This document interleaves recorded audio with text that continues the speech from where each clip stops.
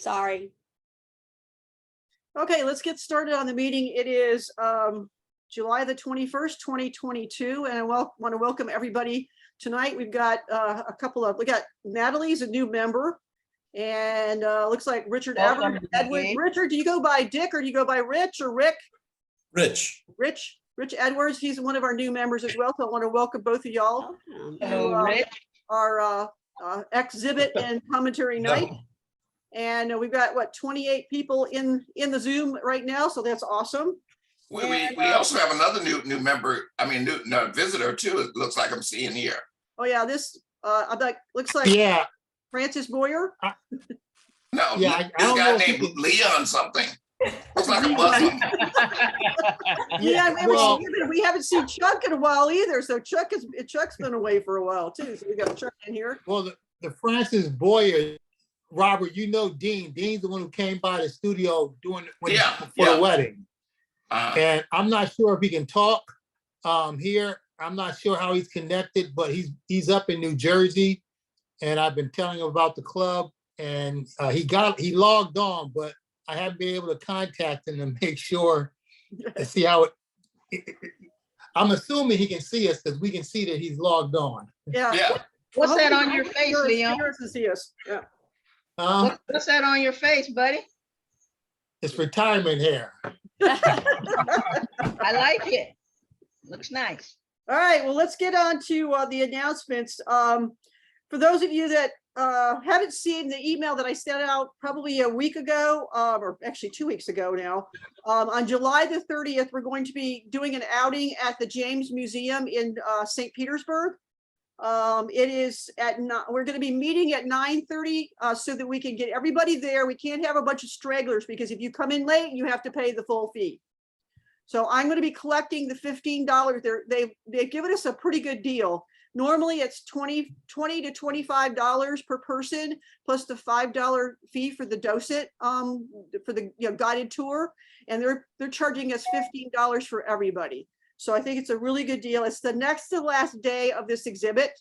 It ends on July the 31st, and this is the Ansel Adams and Clyde Butcher exhibit. So it, very, very much photography oriented, very much landscape oriented, and we've got the Southwest and we've got Florida included. So, and I think Butcher's done some stuff in the Southwest as well. So it should be interesting. And with the docents will be with us for about an hour, and then you can wander around. The docents don't show you absolutely everything. They're going to take us to the highlights, give us the the lowdown on parts of the exhibits, and then you're free to go off and do whatever you want. Now I have also mentioned that we could probably go to lunch afterwards if you guys want to do that. We'll have to find a restaurant that'll take however many we are on a Saturday afternoon, but we'll figure it out when we get there. There's a great restaurant right across the street. Okay. And so for those, we've got about 19 people signed up already. If you haven't signed up, you need to sign up because I need to know how many people are coming so that they have the appropriate number of docents. And the deadline is the 26th, which is Tuesday, I think. So please get that information to me, or go ahead and you go to the website, to our website, and there's a link down at the bottom that says sign up here. Just go in there, put your name and email address in there, and whoever, your name, and if you're bringing anybody, and let me know so we've got a head count that we can give to the museum. Also in there's information about parking. They actually do have parking in the building. So you just need to follow directions to get to the parking there.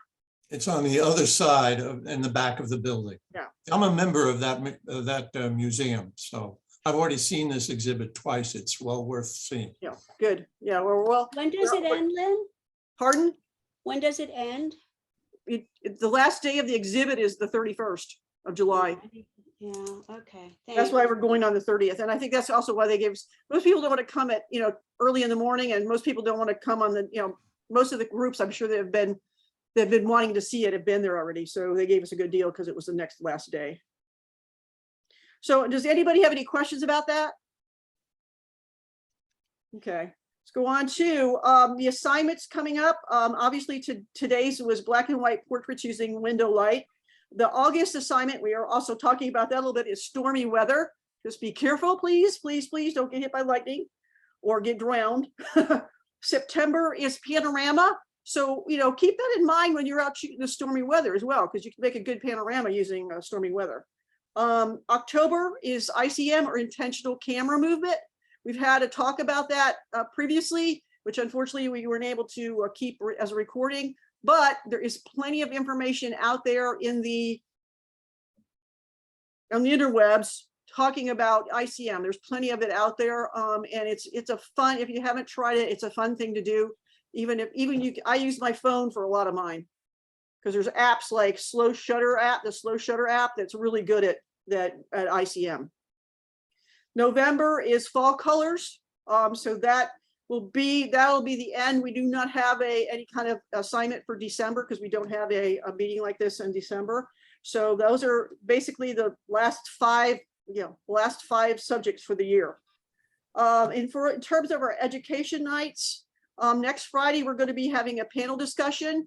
I sent out an email earlier this week with a bunch of subjects on there. I've only gotten 3 responses, so I would like to hear from more of you, because basically you wanted to try to get you guys to give us an idea of what you want to talk about. So if you please take a look at that email again. I think I sent it out on Monday. Maybe Lynn, that's correct. That's next Thursday. Yeah, next Thursday. I'm still on Don't Friday. want to fool anybody next that's Thursday, a next visitor. Thursday. And so if you would respond to that email, or I gave a bunch of suggestions of what subjects you might be interested in, and if there's anything else you want us to talk about, please get them to me as soon as possible, because I need to put together an outline that we can work off of. And obviously, as we go through these items, things will, we have a tendency to go down rabbit holes anyway, but we'll do that, I'm sure, somewhat during this panel discussion anyway. And it's going to be Robert and Jim and I, but all of you are included. That's why it's a panel discussion. That's one of the beauties about Zoom, is anybody can talk. So we'll have to have some order to it, but that's kind of what we wanted to kind of give everybody an opportunity to ask the questions and be part of the answers as well. And we all learn from each other that way. Workshops, anything I've ever been to, I actually most of the time learn more from sitting at the table talking to people. So this is kind of like thinking about sitting at the table talking to your friends about stuff with a little structure involved. So, Lynn, can you submit stuff if you're not going to be able to attend the meeting? Sure, because we will record it. We will be recording it. So if you have questions and you're not going to be there, just go ahead and send them, and we'll hopefully get to them. Okay. In August, we're not going to have an education night per se. We're going to be shooting. That's the night we're going to do. It's going to be a Thursday night at 7 o'clock. We're going to have what we're calling Pier and Beer. So we did this a couple years ago. We had a pretty good time when they first opened up the St. Pete Pier. And so we're going to meet probably at the base of the pier, or out at the beginning of the pier, somewhere out there. We'll figure it out. I'll send out more details a little bit later. But mark that on your calendar for the fourth Thursday in the month is going to be Beer and Pier at the St. Pete Pier in St. Petersburg.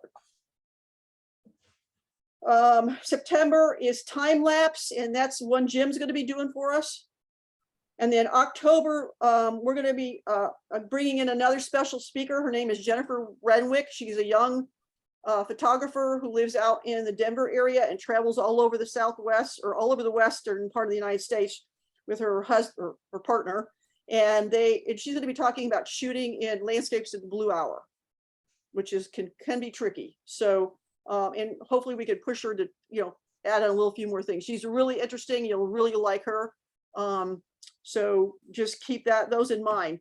Just out a really quick aside, I had a little conversation with Colleen Minnick a couple days ago, and she is actually she's trying to plan a workshop in Florida for November at Captiva Island. It hasn't been finalized yet, but I'll let you guys know when that's going to be if anybody's interested. But she also, I told her, you cannot come to Florida and not visit us. So hopefully sometime in November, we'll have Colleen down here and we'll probably do an outing for that too. So just That'd be keep great. that in mind. That's not a definite thing. It just depends on whether she gets down here or not. So. So you're gonna post the, because I'd love to do one of her workshops. Yeah. You're gonna post that, Lynn? Okay, good. Well, you need to go, she just put out the information on all her workshops about 2 days ago. I think it was on Tuesday. Go to her website, Colleen Minnick Photography, and because they fill up very fast. She just posted everything for this year that she's got planned so far, and everything for next year that she's got planned so far. So go in there and take a look at it. I've already signed up for the one for Moab. So that's a sheography. She does sheography, which is only women, and then she also does co-ed, sub-co-ed stuff as well. What was her website? And don't forget about our other speakers. You know, John Putnam does workshops, and pretty much everybody we've had as speaker does workshops. So if they, anybody is, kind of tickled your fancy, don't hesitate to go out and look out at their websites and check them out and see what they've got coming up for the next year. Because this is about the time they start putting all the 2023 stuff up. Lynn, what was her website again? It's please? Colleen, just go into Colleen Minnick. It's Miniuk. Okay. It's Colleen with 2 L's. So does anybody else have any questions or any comments? Robert? Yeah. Go ahead. I was invited down to Lakewood Ranch Digital Photography Club. I did a talk down there this weekend in representation of the Tampa Bay Camera Club. And they have 180 members. That's a lot of members. But I asked what was their average attendance. They say around 25 to 30.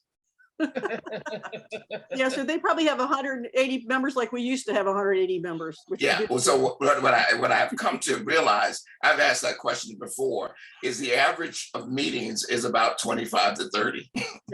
Yeah. On just about all the clubs. Anybody else, Yeah, we're no different, even though the membership, you'll hear that word membership having a million people, but the actual attendance is about the same all the way around. Yeah.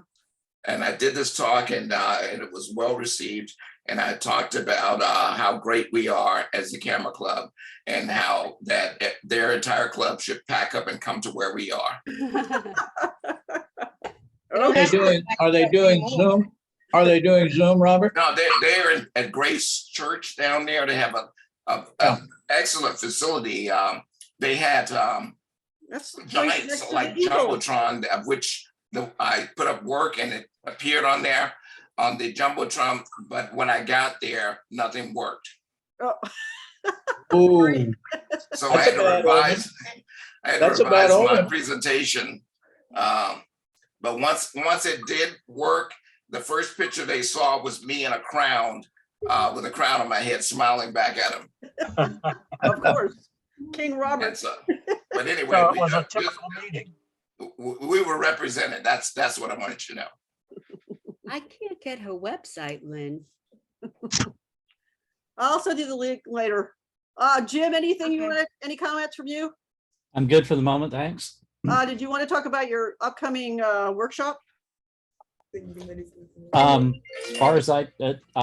As far as I know, it's full. That part of it is actually out of my hands. I'm so busy. I put that in someone else's hands, and I think it's full. It's sold out? Oh. Yeah. All right. Any comments, from any of the other board members or anybody else? Okay, then I guess we'll go ahead and get started. Lee, you are the judge tonight, the third judge tonight. So I don't, just because you have hair doesn't mean you get out of judging. Got it. What's on your head, Lee? His I was hair in grew Scotland. back when his head grew while he was in Scotland. Oh, you're Tam O'Shanter, Yeah. or the Scottish version of it. I kept looking at him like, does he have a hot water bottle on his head? Look at all the hair. Can I borrow the hair? And I kept looking at it. I was too polite to ask. Where is it gonna pee your pants? Sorry, Lee, I didn't mean that offensively, but from my right. angle. I'm putting myself through this, so it's okay. Okay, Lee, you need to set up the chat so that you can send it to me personally. And Okay. please send me a test chat.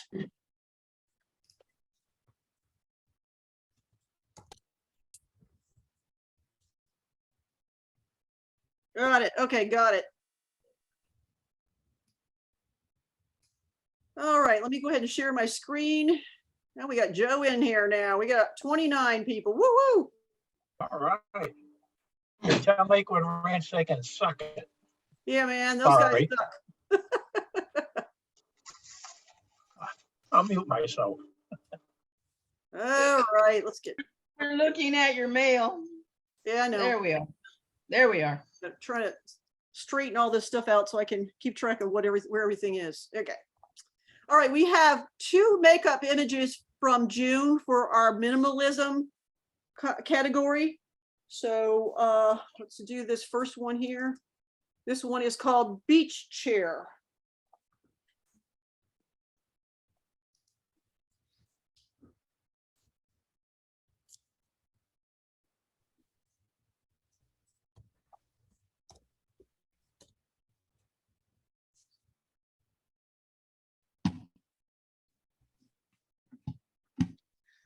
This score is 23. That's an award for Chuck.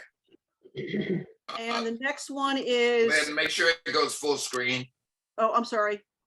I will. Next one. Next one is I'm So Damn Purdy.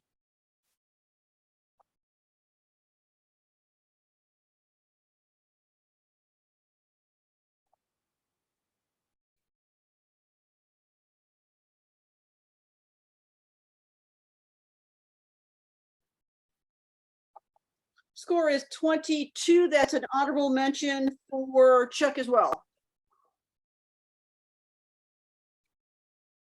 All right, let's go ahead and get started with July's assigned.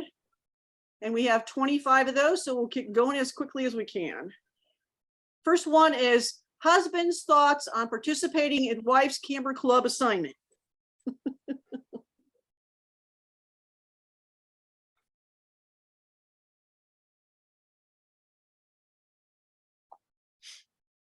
Wait, it's a lot lighter on that screen.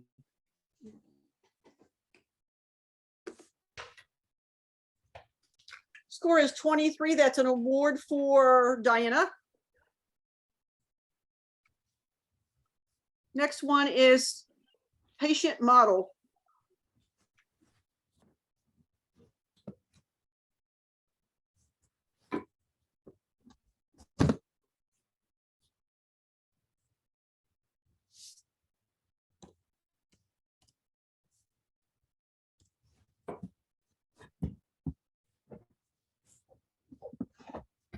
Score is 23. That's an award for Diana.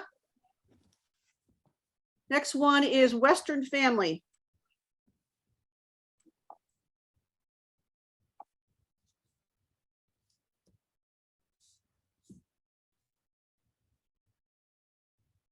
Score is 24. That's an award for myself. Next one is 18 years.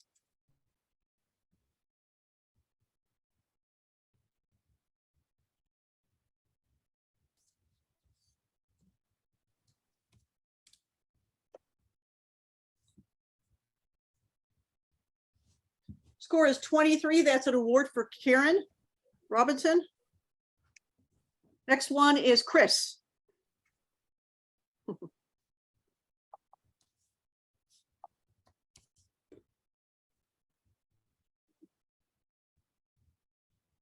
Score is 23. That's an award for Karen. Next one is lunchtime.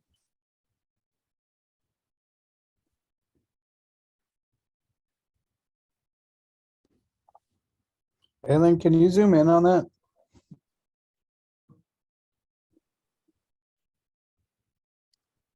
Thank you.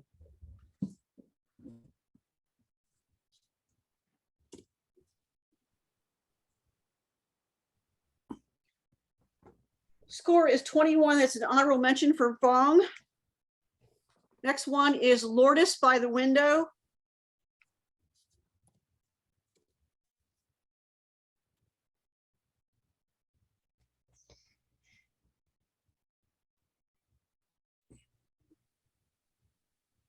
Score is 23. That's the award for Lee. Next one is Ready to Go.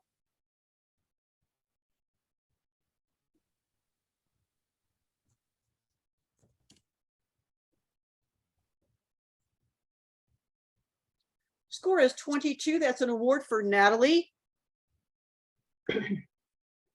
Next one is Backlit Lourdes.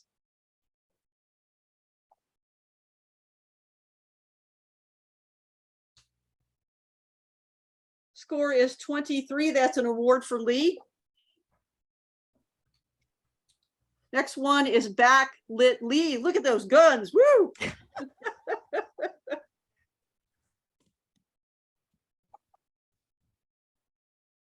Missing the hair. Yeah, missing the hair. The score is 24. That's an award for Lourdes. Woo-hoo. Lee by the window light.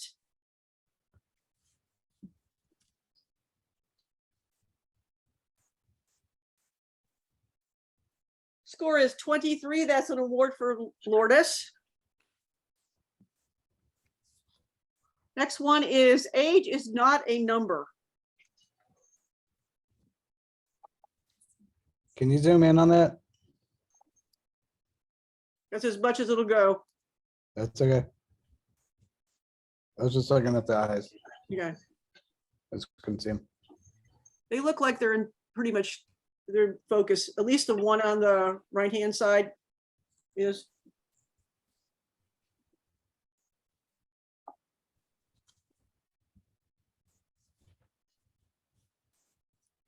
Score is 23. That's an award for Kathy Thompson. Next one is Namaste.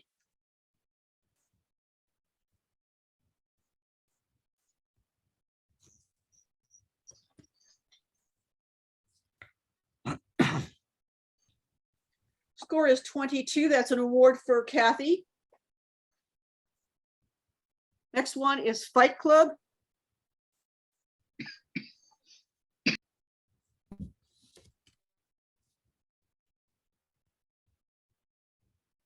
Score is 24. That's an award for Tom.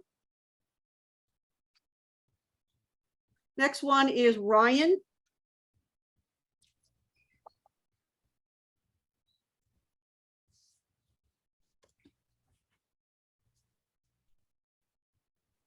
Score is 24. That's an award for Tom. Next one is Dog's Best Friend.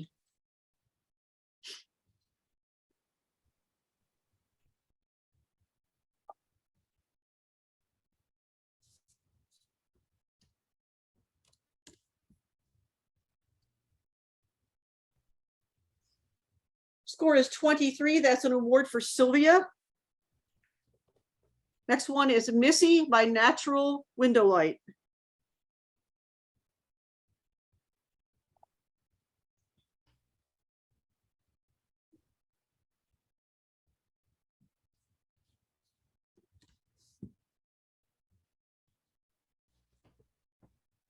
Score is 22. That's an award for Valerie. Next one is Alyssa, Natural Window Light.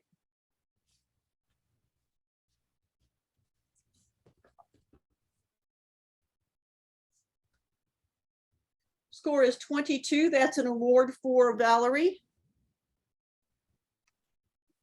Next one is Ken's Portrait.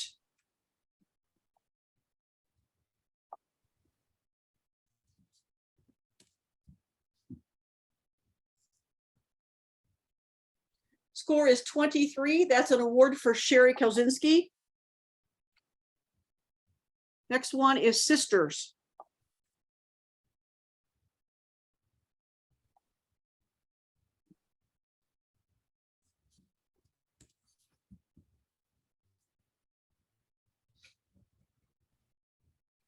Score is 22. That's an honorable mention for Sylvia.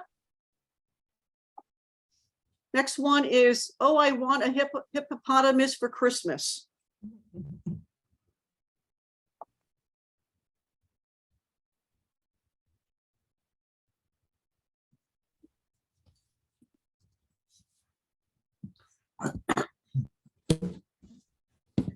Score is 22. That's an honorable mention for Jim McWilliam.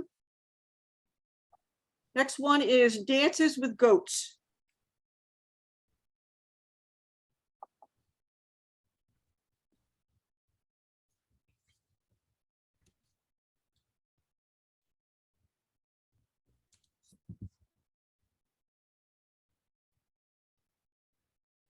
Score is 21. It's an honorable mention for Jim McWilliam.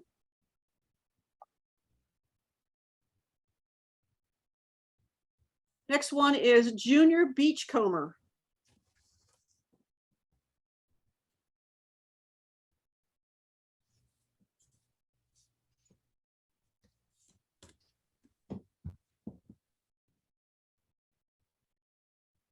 Score is 23. That's an award for Jack. Next one is Mother and Son.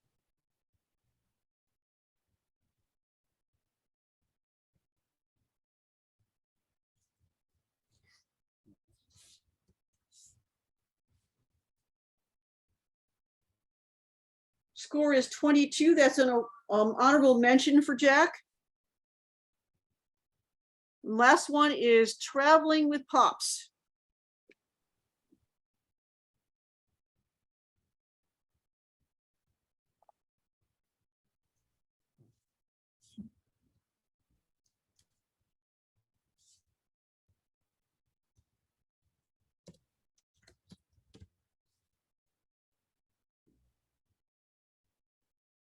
Score is 23. That's an award for Chuck. Okay, that is the last of the assigned. And we will get through the 26 generals here. Scroll up here a bit. Okay. All right, the first one is Passing the Time.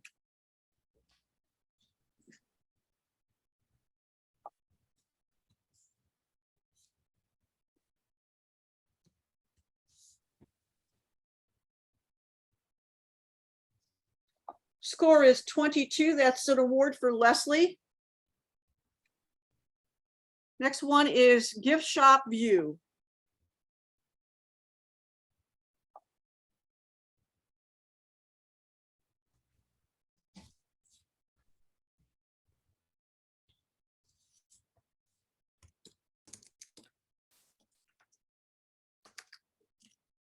Did you say gift shop view? Yeah, Gift, G-I-F-T, Shop View. Okay, thank you. Score is 22. That's an honorable mention for Brian. Next one is Morning in the Mountains.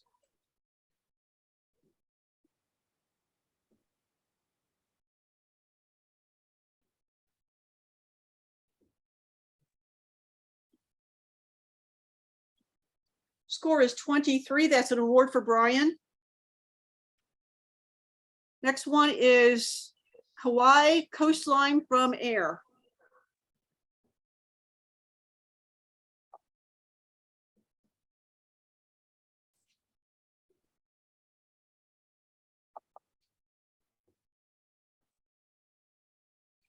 Score is 21. It's an honorable mention for Garrett. Next one is Gaze into the Eye.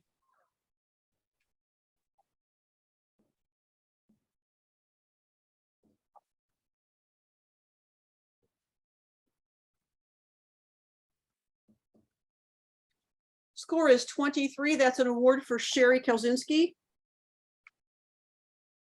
Next one is Butterfly on Vines.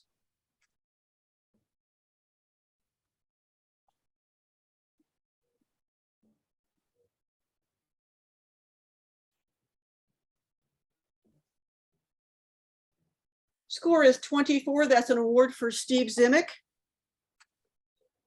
Next one is 50 Shades of Green.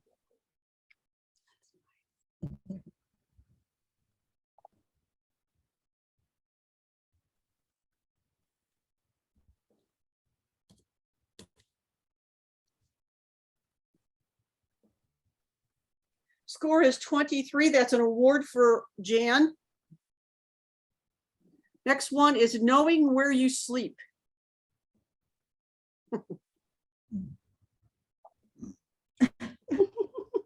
Wow. That's a lot of signs.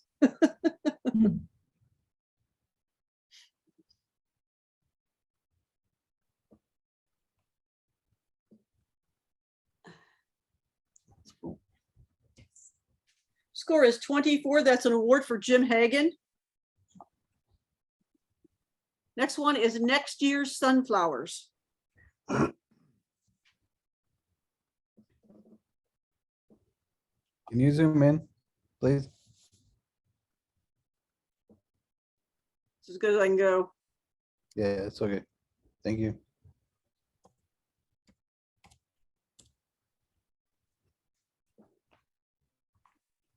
Score is 23. That's an award for Kathy Thompson.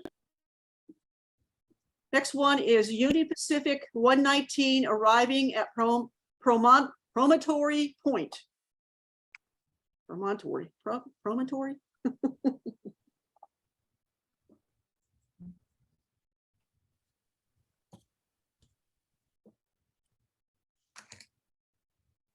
Score is 24. That's an award for Alan. Next one is A Walk with Mom on a Sunny Day.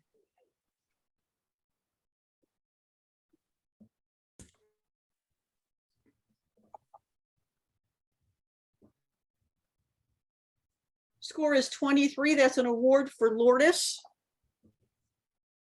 And guys, he's not judging her. He's judging her just like he judges himself, so which is a 0. So don't worry about it. He's not unjustly influenced by the fact that she's his girlfriend. Just so you know. It's a lonely Fisher.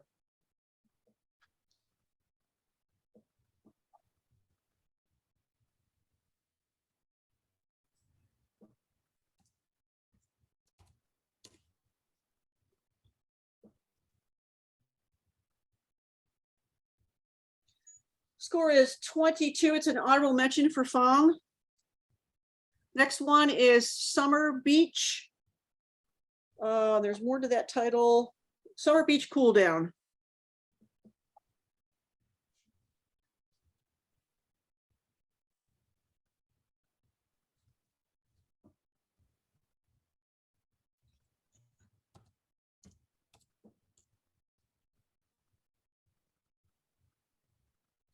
Score is 21. It's an honorable mention for Fong.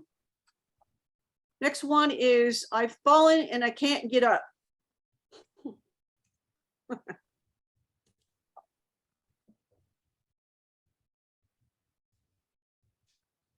Score is 23. That's an award for Lee. Next one is Hiking the Bempton Cliffs.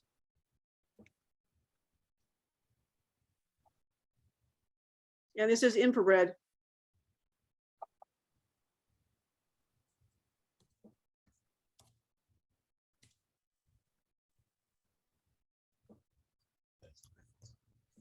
Score is 23. That's an award for myself. Next one is Coming in Hot and Loaded.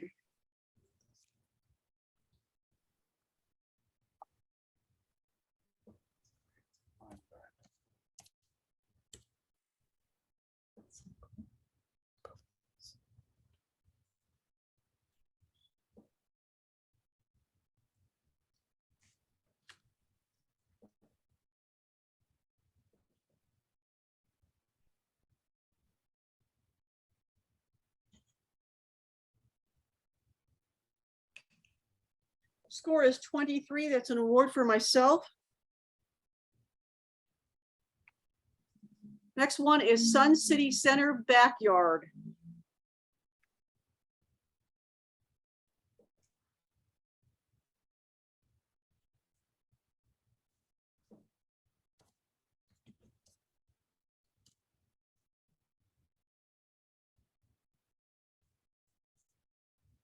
Score is 22. It's an honorable mention for Sherry Kelzinski.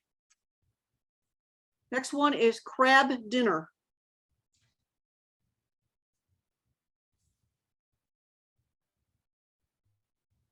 Hey, can you zoom in on that, please?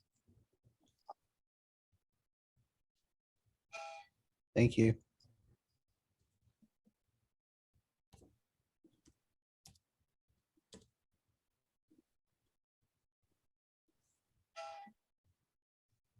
Score is 22. It's an honorable mention for Barry. Next one is do not, oh, no, you move.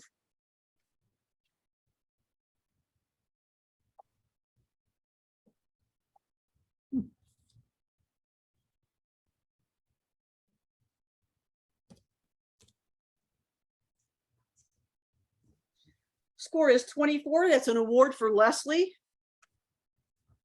Next one is Spider Lily.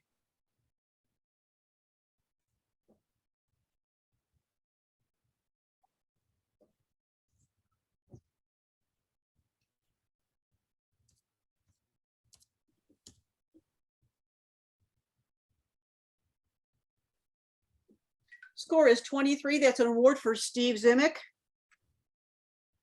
Next one is Delicate Perch.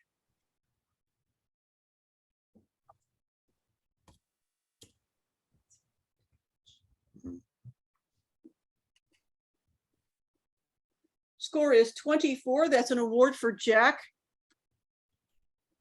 Next one is Abandoned Railroad Irony.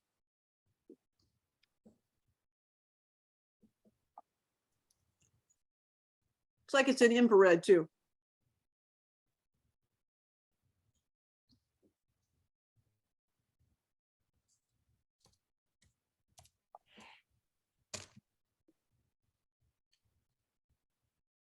Score is 22. It's an honorable mention for Barry. Next one is Splendor in the Grass.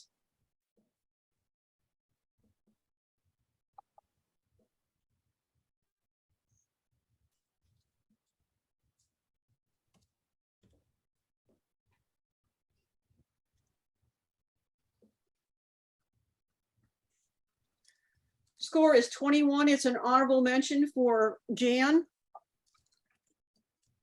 Next one is The Awakening.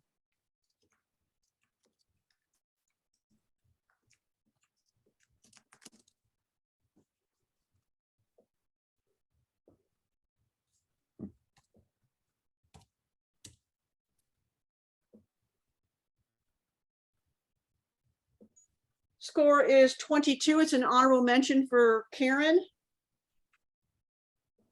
Next one is Riley Cat with her baby kitten, Danny.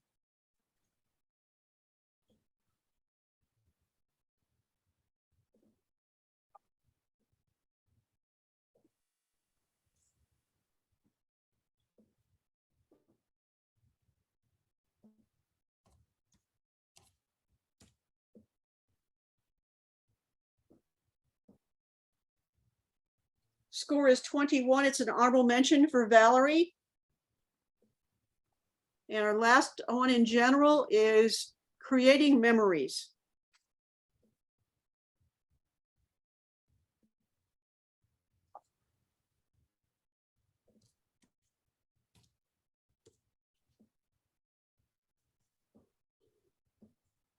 Score is 23. That's an award for Jim Hagan. Okay, guys, let's take a 5-minute break. Come back here at 7:50 and we'll get started with the commentaries.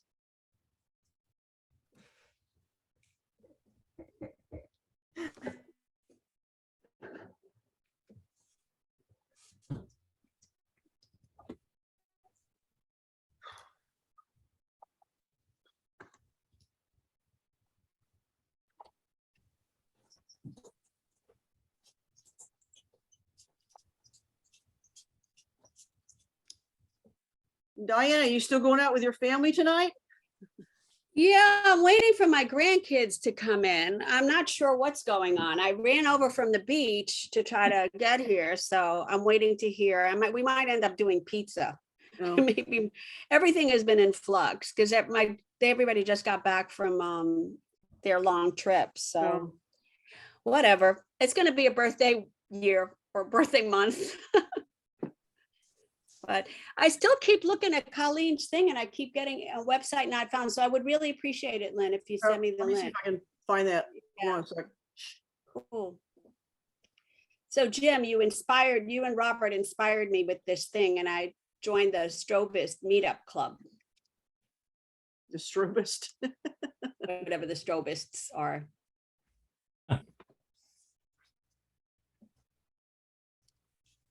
Hopefully it doesn't involve buying a bunch of equipment because my husband won't like that.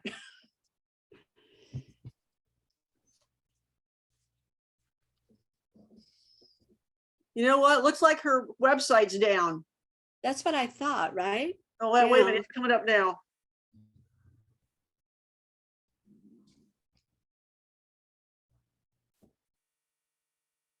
Yeah, it's really going slowly. I got an HTTP error message, Okay, I'm something gonna or send other. you the, I'm gonna send you the link. I'll put it in the chat. Okay, thanks. Put it in the chat for everybody. If anybody else is interested, I'm gonna put Colleen's workshop schedule in the chat.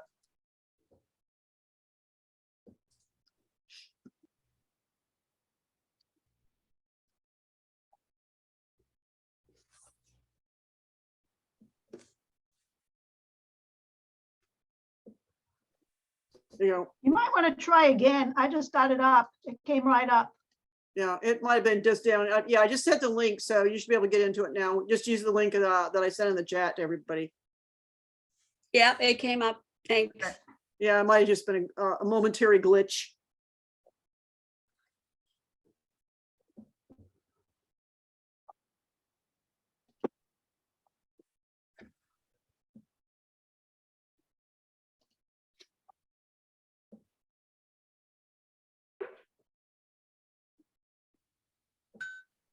When did you say she was gonna do it?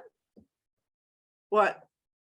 The Florida one? Oh, that it's going to be in November. It's not been listed yet because she hasn't finalized it yet. Okay, cool. Yeah. Thanks.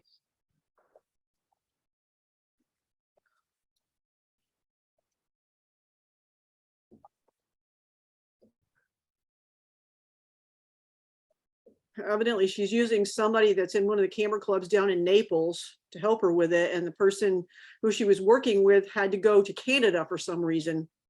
So Oops. she's kind of in limbo at the moment. So I told her, I said, if there's anything I can help her with, let me know. So we'll see. I signed up to be on her list, so.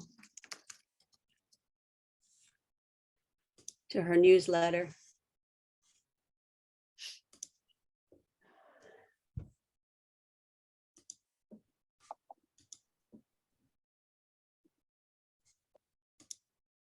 Oh, I hate these things.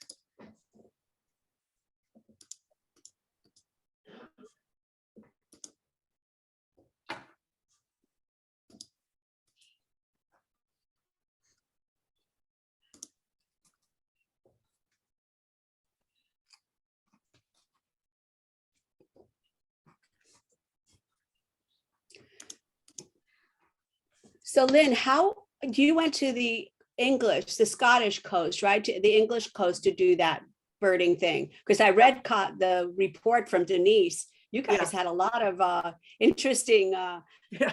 blocks in the middle. Holy banana brains. Yeah, it was, and she didn't share everything either because we had 2 people come down with COVID while we were there. Oh gosh, you're kidding. No, So how did that work out? They isolated or they couldn't they photograph? sent them to Edinburgh and told them you're done with the workshop. So, Wow, that would have sucked. yeah, and then 2 of them were positive when after they got home. Eek. So Yeah. so So it 4 was out of- fun. How 4 many out of days 10. was it? How Many days was it? It was 7 days. I was going 9 days because I went a day early. Mm. And I, so I was basically there 24 hours ahead of time. And then it started, we met on the Friday. I left here on Wednesday, got there on Thursday, and we met on Friday. And then we left the following Friday. So it was basically 7 days in the workshop. And I'm curious, what made you choose that one over the one that they do in Iceland? There's one that they do for like 5 or 6 days in Iceland where you stay on that little island or something. Because I went to Amsterdam with Denise before, and I know she's a good bird person. So I knew, and this was set up back in 2019. So this thing was canceled twice. So, oh my gosh. Yeah. Yeah. I'm interested in doing it. I just can't decide which one. Well, I mean, we spent a lot of time, you know, I mean, almost too much time. I would have liked to spend, we spent one day doing castles because it was too rough. We couldn't go out on the boats because the weather was too rough. Uh-huh. And we had a couple people with us who turned out to be the people with the COVID that couldn't walk very far. And so a lot of the castles in England, you park a mile or two away from the castle, then you have to walk to it. So it was just too far for them to walk. Oof. So then we did the one castle that wasn't too far from, we could actually see it from where we were staying, Bamborough. And that's a pretty big castle. But other than that, I mean, the rest of the time it was birds, birds, birds. We went to Inner Island 4 times. Yeah. And so we spent a lot of time riding around on boats. That's what I was wondering, you know, was it, would you do it again or would you recommend it? I just, you know, spending 5 days photographing the same type of bird, you know. No, I mean, it was good because you know, as time went by, when we first got there, there were very few chicks. By the time we left, I was able to get a chick of every kind of bird that was on the island. Okay. And then, you know, you start figuring out the behavior. And so like when the birds were flying with the fish in their mouths, the puffins, you had to be at a certain spot, and you're only allowed on the island for an hour at a time. So you don't have a lot of time. So you gotta figure things out pretty quickly, and the ability to go back, although it seems like it would be boring, it wasn't, because we had such a limited amount of time there, and we had to, okay, what am I going to do today? What am I going to do today? And when each person was trying something different, so once we got home, we would talk about what the other persons did, and then, you know, I'm like, okay, I want to try that, you know. So it was, you know, like I said, you spend a lot of, my biggest problem with is you spend a lot of time driving around on boats, because they would make sure you got your money's worth. They would drive you around the islands, which it was interesting the first or second time, but by the second time there wasn't, was, you know, 2 hours of driving around, and I had the spiel memorized, even though it was very hard to understand in Northern English, England English, but you know, it's just one of those things that, you know, and I think she's going to split it up a little bit more, though. I think she realized it was a little bit too much of the same thing over and over again. So she added, we were supposed to go on another island, which was closed because of avian flu. So we ended up driving 3 hours south, and doing shooting the gannets that were on the cliffs, which actually was pretty interesting. It was a really interesting nature preserve, but I think she 3-hour bus ride, make that an overnight trip. We couldn't do it because we couldn't find room for 10 people last minute like that. And so she's going to add it, and that would take up another day. So, and shoot more down that way as well. So I think she's figuring out that it's too many hours on the boat. Yeah. See, Jack, when I was talking, we went out twice. I mean, because there's the morning boats, and then there's the afternoon boats. The morning boats, if the weather is good enough, they stop at Staple Island, which has got a very steep entry to it. And so they only stop there if the weather is perfect. And so we went out on the first day, attempting to go to Staple Island was just too rough. So we ended up, you know, driving around. Then we go back in, get back on the boat 2 hours later to go to the inner farm. They drive around for 2 hours. We get on inner farm for an hour. That was the day we ended up rescuing another boat that broke down. Oh, geez.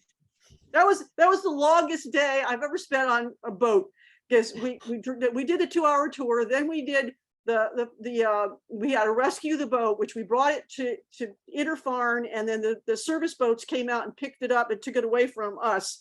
We landed, and then on the way back, we ran into a pod of dolphins that were jumping and doing all kinds of crazy stuff. So it took us, we didn't almost get back. Thank God that it didn't get dark until 10 o'clock at night, because we didn't get back into the port until almost 6 o'clock, which is very late for these tours. So, but yeah, it was a very interesting first day there. Yeah. Anyway, let's get back on track here. We've got Robert, we've got Jim, Go ahead and share my screen and we'll start doing the commentaries. Oops. Share screen. And back to this. All right. Robert and Jim, you ready? Yep. Ready? All right. This is minimalism from last month. Makeup. This is from whom? From Chuck. From Chuck.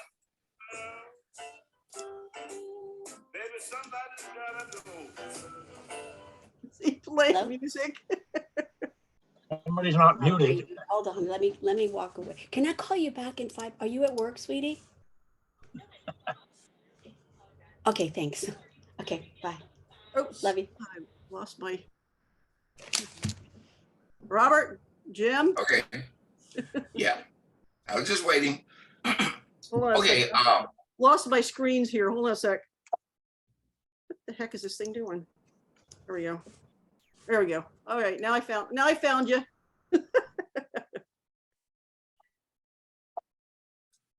All right, I'm full screen now. Yeah. Chuck. Yes. First of all, I need you to, you and some of the other people to understand that when I give critiques, it's only my opinion. That's all it is, just like the rest of us. And you guys have designated me as one of the 2 people here whom you trust their thoughts about something and their judgment. So I'm going to give you mine.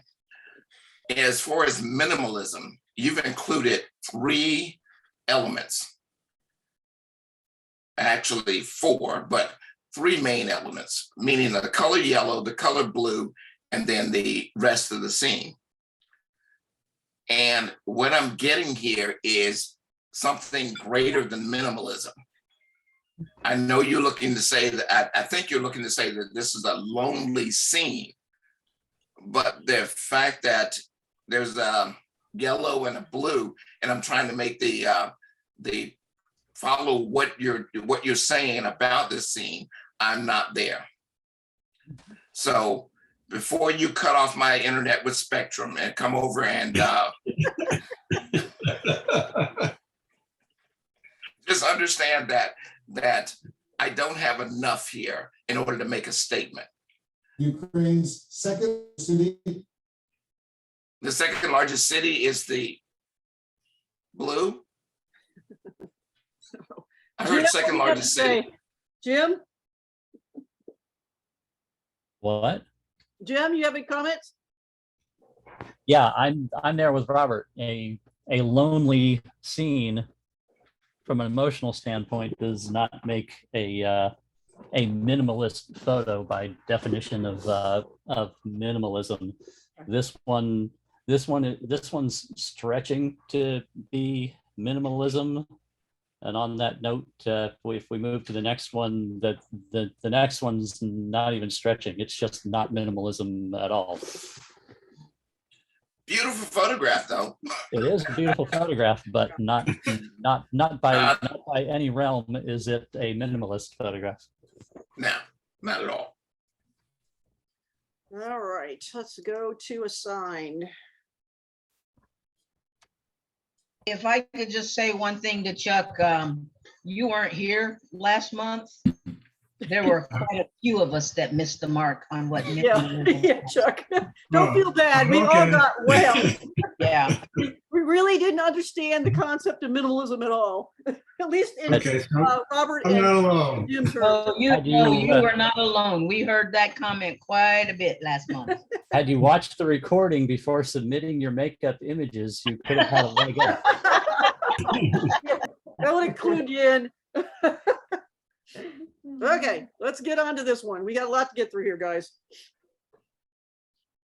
Diana, just give me a little more contrast with this. The visual impact when this comes up on your screen is terrific. Yes.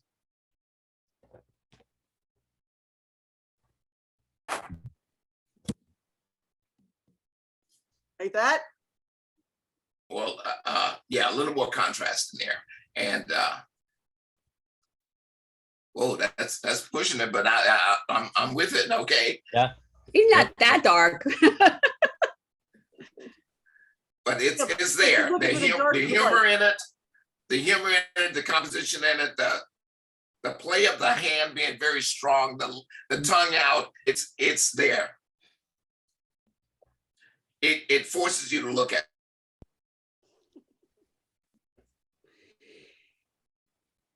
And this is quite the opposite. It's very, very soft. And the chair, the arms, the hand, everything about it is just completely the opposite of the first one. But in a good way. In a great way. Yeah, absolutely. This is a very very reflective, very much more intimate portrait going on here.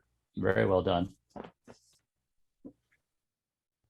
Would you have made it? Just quick question. No, Diana, no quick questions. No, I would not have made it. We just gave you the best of the best. Now you better take, just like it's like what they say, when you get stopped in a traffic stop, the more you talk, the worse it gets. So this is perfect. Leave it alone. Don't even ask. Okay. Hey, Lynn, Yeah, is your window an open barn door? yes. That's what I was wondering. That's what.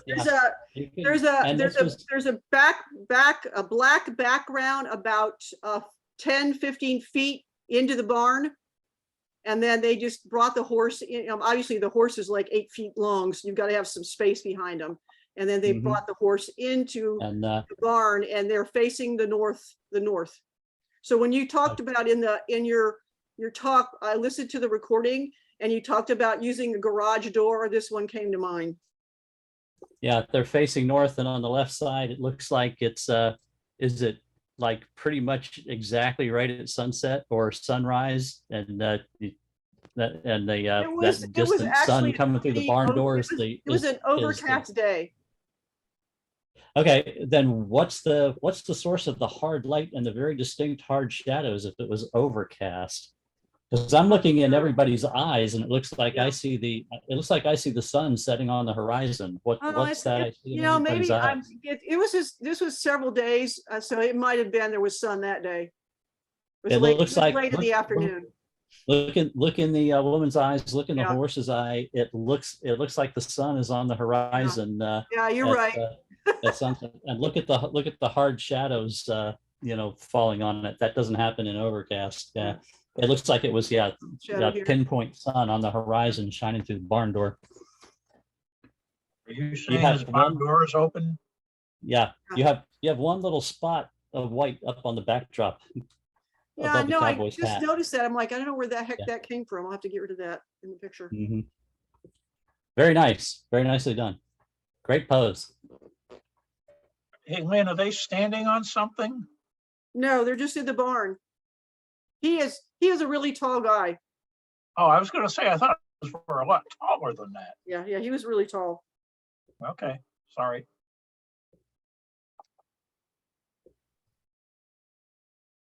This one is Karen. Karen, is there an extra light here? No, it's just the window light and a reflector. Okay, that's what I see. I'm seeing on the right-hand side. Yep, you can see the reflector. Yep, that's what it is. But yeah, nice use of the reflector to fill in the shadows on the split lighting there.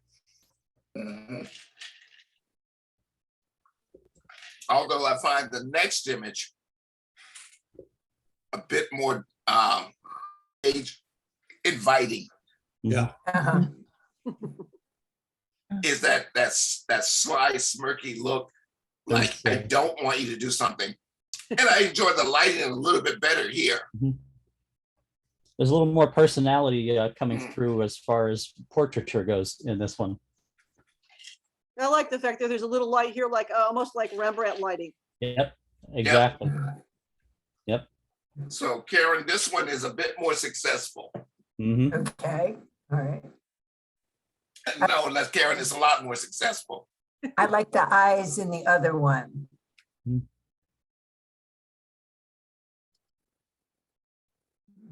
Yeah, but this one, That's he's not, because you know them, there's an attitude there in this one. which is forcing me to look at the photograph. Yeah. Mhm. I'm not sure what the heck she did with the background here. Yeah, zoom in above her hat. Yeah, Most I mean, there's a Most of the picture back background is there. and And it's blurry soft and here, but round, not and then blurry there's- here. Yeah. She's not here tonight because she's in Antarctica. Okay, but yeah, it's all this soft, round, blobular stuff in the Yeah. background. Then all of a sudden, there's that jagged, sharp, square corner above the hat, and it's a Yeah. it's a really rough job Yeah. of on the background. Who took the picture? Her husband, you can see it in the eyes. Yeah. Yep. Oh, no, I don't see him in there. Yeah, he's pointing the camera on the right-hand side. Yeah, The glasses on the right side. Yeah, on the He right sets side. up the camera and this tells him to push the button. Mhm. Now there's some attitude. It's a beautiful attitude. However, I'm a little tight on the left-hand side, Mhm. just a little tight there. Okay. Did you crop this, Lee? I may have cropped it a little bit, yeah. Yeah, you might want to, or you can probably add some more over here in Photoshop if you need to. Yeah, just a little bit. I have a sense of being a little unbalanced because of the angle of the head. Okay. Beautiful contrast, though. Thank you. This is Natalie. This is her first submission. Be nice. I am going to be definitely nice. Natalie, how are you? I'm good. How are you? Not as good as you, but I'll do. Hey, Lynn, Yeah. do me a favor. Crop in on the hair on the right side of the image. I mean, not crop in. I mean, just zoom in. I mean, Oh, zoom zoom in. in, okay. I'm sorry, wrong word. Zoom Yeah, there's in. like some sort of spots going down here. I'm not sure what that is. Go up, go up, go up. There, look right there, right by the, this looks like those things that happen when you use a cell phone with portrait features and it doesn't quite distinguish where the hair is to blur the background. Either that or it's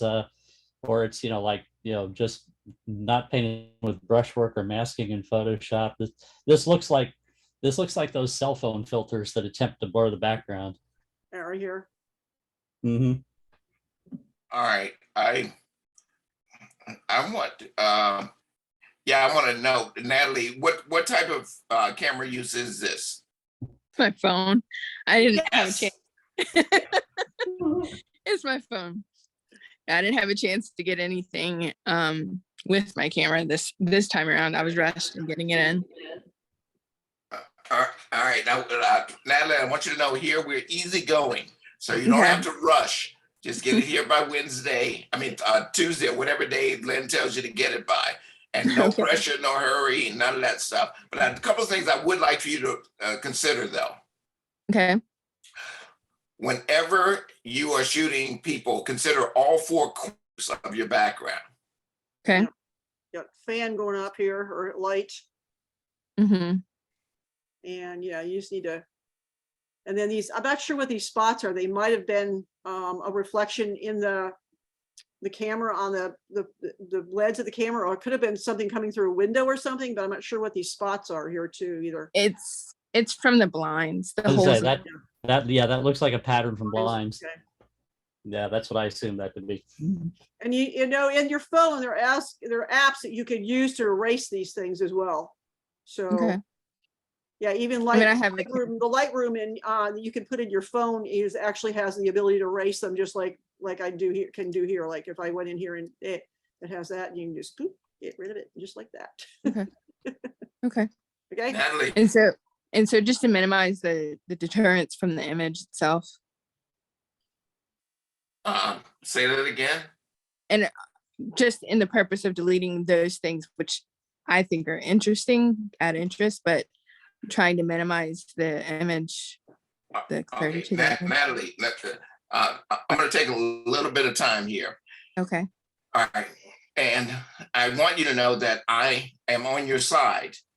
But I also Okay. want you to know that this is not video. Okay. All right, here's what I mean by that. You see those little circles, you say that they are very interesting, correct? I think they're interesting. Yeah. All right, now give me Really breaking up. context. I don't know who this person is. Okay. Give me context. I don't know who this person is. Okay. Okay. Now, when I look at this picture and I'm spending time on those little circles, I'm not looking at the person. I see. So whenever you include or exclude, there has to be a reason in order to support your subject, whatever subject that is. And if it does not help bring your attention toward the subject, then eliminate it. Okay. Yeah, it becomes what we call a visual distraction if Right. it takes the viewer away from the subject and diverts their attention from the subject. Okay. Versus say, for example, if she was a teacher and she had a book in her hand and you showed the book here, that would be telling part of the story. But these spots are just a distraction. So some other stuff like these things right here too. I mean, back here is not too bad, and this is, a little bit, you got to remember what you want the person to look at or the viewer to look at is the picture, the subject of the picture, not the stuff that's around her. So, okay. Okay. But good. I mean, I still think it's a very nice picture. Oh, I think it's a very, very nice picture. Yep. I do have a question, if I could. The nose ring in any, particular portrait, is that considered a distraction or just ignored? No way on this earth do you take away from the person's own personality. Yeah. Yep. That would be like okay. Somebody with tattoos couldn't have a picture made and have a portrait. That's same sort of thing. It's part of the personality of the person. All right, let me ask you also something, Jim. If there were earrings on her, would you want to take those away? No, she's a gorgeous girl. I was just curious. It's just a curiosity question. Yeah. Okay. A learning question. Yeah, I'm sure you're curious. Okay, let's move on. Kidding, Jim. Just kidding.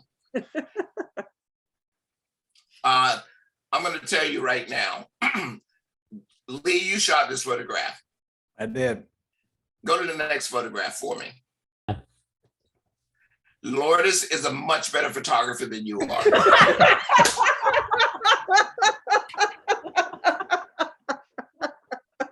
Can I say?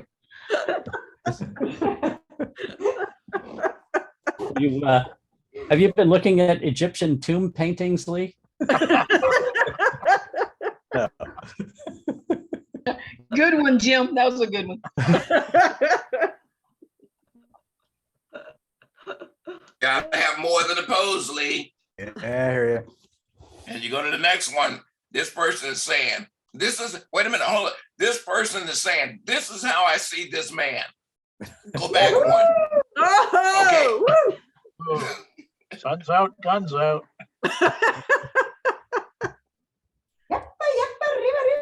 Yeah, man. And so, she's your model, but you got to tell her what to do. And you're the one clicking the click, making the click at the right time. I think she thinks really highly of you, Lee. Whoa. That's a fantastic image. You got a picture of somebody else, so. Do you guys think the biceps distract from the image? I think so as well. I think if you had used liquefy and then pump them down. Nope. It would be more like the way I actually see him. I'm getting Jeff Bezos on a boat vibes. Hey. Thanks, John. But I want you to go to the next image, the very next image though. And Lourdes, this is what I want you to watch out for. His head is tilted to look at and look towards you.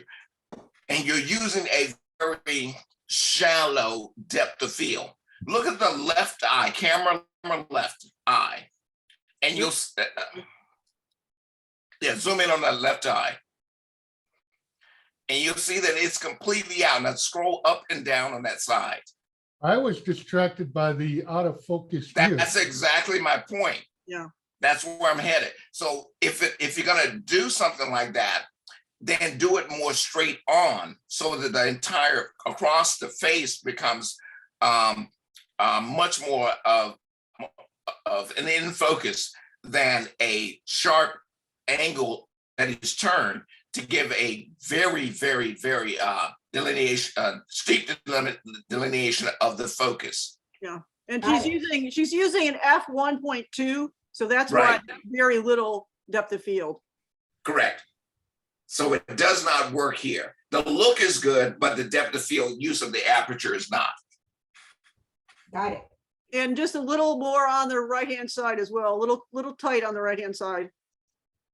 Absolutely.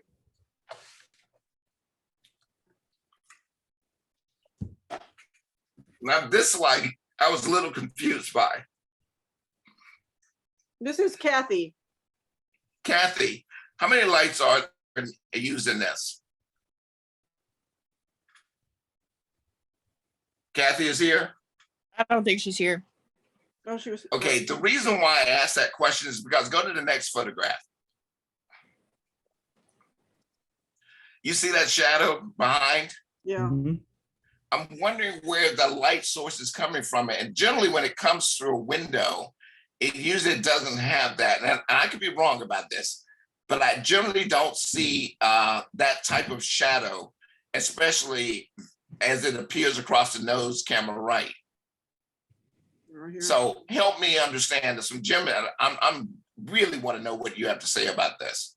Yeah, I agree. I was I had to consider the possibility that there's that there is a window over there with with kind of direct or semi-direct sunlight coming through the window to camera left.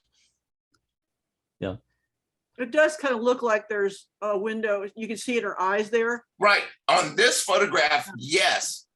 But assuming that she's in the same angle, same setting, you see the shadow behind her on the left-hand side. Now the shadows switch. Yeah. There's a shadow over here. Yeah, it's kind of right.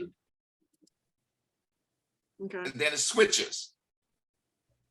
So that would have been my question to her. Yeah, it doesn't look like it's the same background. It looks similar, but I don't think it's the same. Yeah, it's the same. Yeah. Well, one's the lines are kind of angled on one, and they're very vertical on the other, unless it's camera angle. Unless that's a shadow on a wall from like vertical lines. That's it just doesn't seem to match up to me.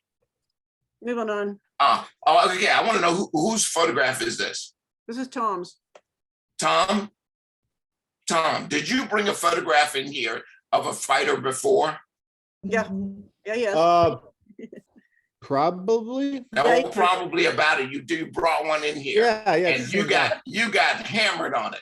Yeah. It was too dark. The reason why you got hammered the last time, you tried to put it out of your mind, but you couldn't put it out of your mind. So this time you went 180 degrees and brought in that damn winner. Yeah, this is good. Well, thanks. And you gave it context this time. You see those bags behind them, that the information that's surrounding them, all of that not only makes sense, but it gives credit to the photograph. Yeah, this one has strong visual impact. Everything's there. You get it immediately when you see this, and it's a little hot with the highlights up there, but they don't really detract in this case. With that hard contrast, it's not really a negative that those highlights are that clipped with the overall contrastiness of the image. Okay, thank you. So Tom, here's what I want you to know. You think you're not listening to us, but you're listening. He is. I know he is. Appreciate it. And see, you were worried about the window. I told you not to worry about it. You're good. It was one of the fake windows where we set up like a big curtain and lights behind it. Yep, it worked. Yeah, it worked. Lourdes, this is what I was referred to is that you still have a shallow depth of field here, although it's 5.6. I understand that number. But if you take a look at the ears on that, if you can zoom in on the ears. Mhm. Now you see how soft it falls off past the eye? Yes, got it. Right, falls off quite a bit. But the eyes, the nostril, the lips, they all maintain their center line of focus. Mhm. And that's what's really good about this. Yeah, that 5.6 on that 85 millimeter lens in this case with that plane of the face in focus and the sharp fall off like that, this has a look to it a lot like some of those, large format, Hollywood headshots that are kind of popular. It has that same kind of a look and a feel to it, which is very nice. Super nice. Ooh, whoever shot this is, I want to hurt them. Oh, Sylvia, be nice. I cannot be nice to Sylvia. Sylvia, I cannot be nice to you. You have made the no sin of photography when it comes to Tampa Bay Camera Club's judging. Can you tell me where it is? I'm going to tell you it's on the lower right-hand section. The lower right hand? Yes. Lower right-hand section, all the way to the edge. Oh, is it too close? You see, it forms two lines. Okay, yeah. Okay, it was cropped in. Would it be better like this? If you brought that in and I don't see that's fine. The feet were fine. That's it. Yeah, It's just that edge. Actually, I feel the foot's kind of important, and I'll explain why in a minute. You mean on the right side that it's behind the dog? Oh. No, she's talking about this. Yeah, I think I was almost at the edge of the backdrop, so maybe I cropped it that way because of that, but I see what you're saying, yes. Yeah, what I find is very interesting, very visually interesting with what you've done here is that you've brought in the very formal looking portrait backdrop, and yet you have everything so informal going on in front of it, and that dichotomy of that works really well. You've got the model in a t-shirt and bare feet, with the dog, yet in front of this, really formal portrait backdrop, and that worked for me. You did. I'm 100% in your corner. That's why I'm ticked off about the lower right hand corner. and the bare feet, just go with that whole, emphasizing, the casual look to the portrait, yet in front of this, very classic old, old master style hand painted looking backdrop. And also the light direction too. It's just so nice. Is this you have giant windows in your home? No, it really isn't that large, but it is a north. I watched the video. A north facing window, yeah. And it is a north facing window. North facing windows are terrific. Yeah. Yeah, but I can't believe you take a beautiful portrait like this and destroy it. She can fix that. Fix it. When I enlarge this, I'm a little soft on the eyes. Whose photograph is this? This is the Valerie's. Is Valerie here? Yep. Yeah. Valerie, hi, how are you? Okay. I'm a little soft on the eyes. Hey, Lynn. Give me the numbers. Lynn, roll over to the right. Give me the numbers right there. I'm at 1/50th of a second handheld. Yeah. Why? Tell me why. I don't know how to use the camera. Okay. Look, I want you at a bare minimum, minimum to start your shoot at when you're hand holding at a minimum of 1/125th of a second.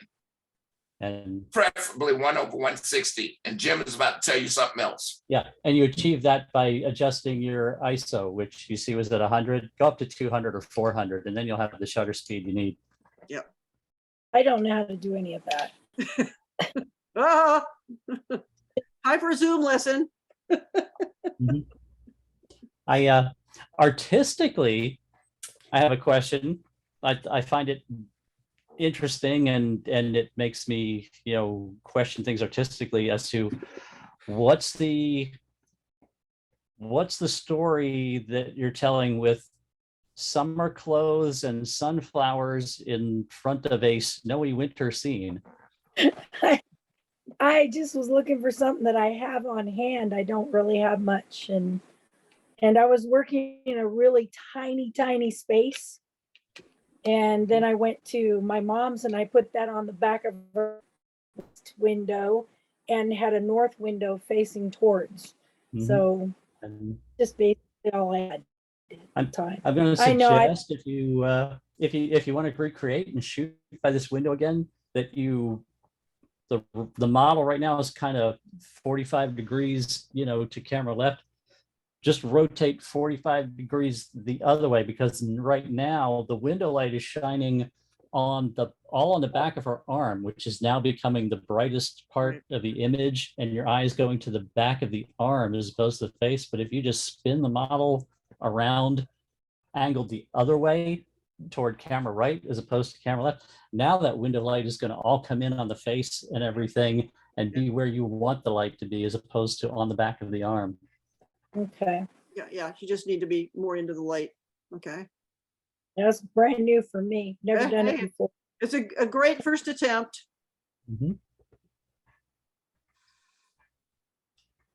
Valerie, make sure you stick with me. Okay.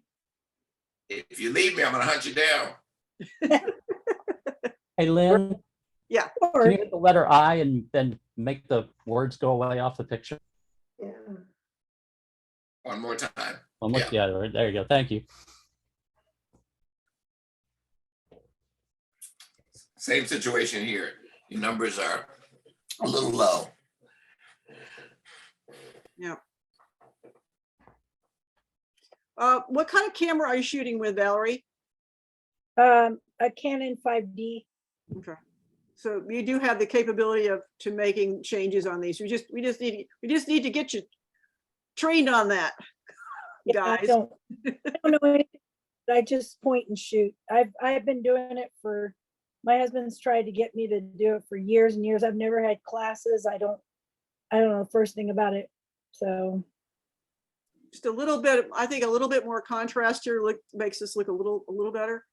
That's all I did to it. Next is, this is Sherry Kelzinski. Is Sherry here? Yes, I'm here. King Robert. Oh, there you are. Hey, Sherry, how are you? I'm good. Who is this person to you? My partner. Okay. I want you to zoom in on that left eye. I'm loving it. The clarity is on the brightest side where the light is coming in. That's a good thing. Your shadow side has in the eye highlights. That's a great thing. Do you see how it's cropped right now? Yes. That's an even better thing. Not that you have to crop it. I'm not saying that your cropping is anything bad. I'm saying your contrast is really good. The story is really good. It's just tighter. It's even better. Okay. Yeah, this one's all about the eyes and the contrast. Yeah, this one can hold up to a tight crop like that. Yep. It's really, really good. Just not a commentary, but just a question about how the image was technically produced. What is the source of the kicker light coming from the behind the model on camera right, hitting the head above the ear? What was that? What was the source of light for that? The light above the ear? On the right side, see the kicker light coming in on the head that on Right the here. opposite side from where the window light is, that light coming in on the head there, what was the source of the, what was the lighting source for that? I just lightened up the gray hair. What's that? I just lightened up the gray hair. Oh, There so wasn't- that was done just by dodging in post-production. It's not light coming in there. No. Then Okay. why? Why did you do it? To have more contrast. More contrast? No. Much better like that. Yeah, that's it. The whole idea is to see this part of his face. Yes. Not his hair. Yeah, in this one, as long as you're maintaining separation from the background on that side, you're good. Yeah. Yeah. And you've got it in this one. That separation is there. Yeah, that just looks weird. Yeah. It's like, yeah, where did that light come from all of a sudden over there? Gray, Yeah, it does make it look like there's like a light shining on his head back there. Yeah. Well, that's an easy fix. Yep. Thank you.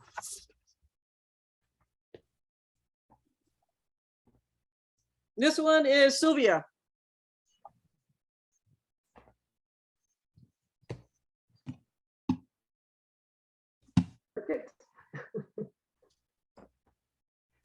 Is this the only pose that you have from this session? Did you do multiple poses? Yes, I do have more.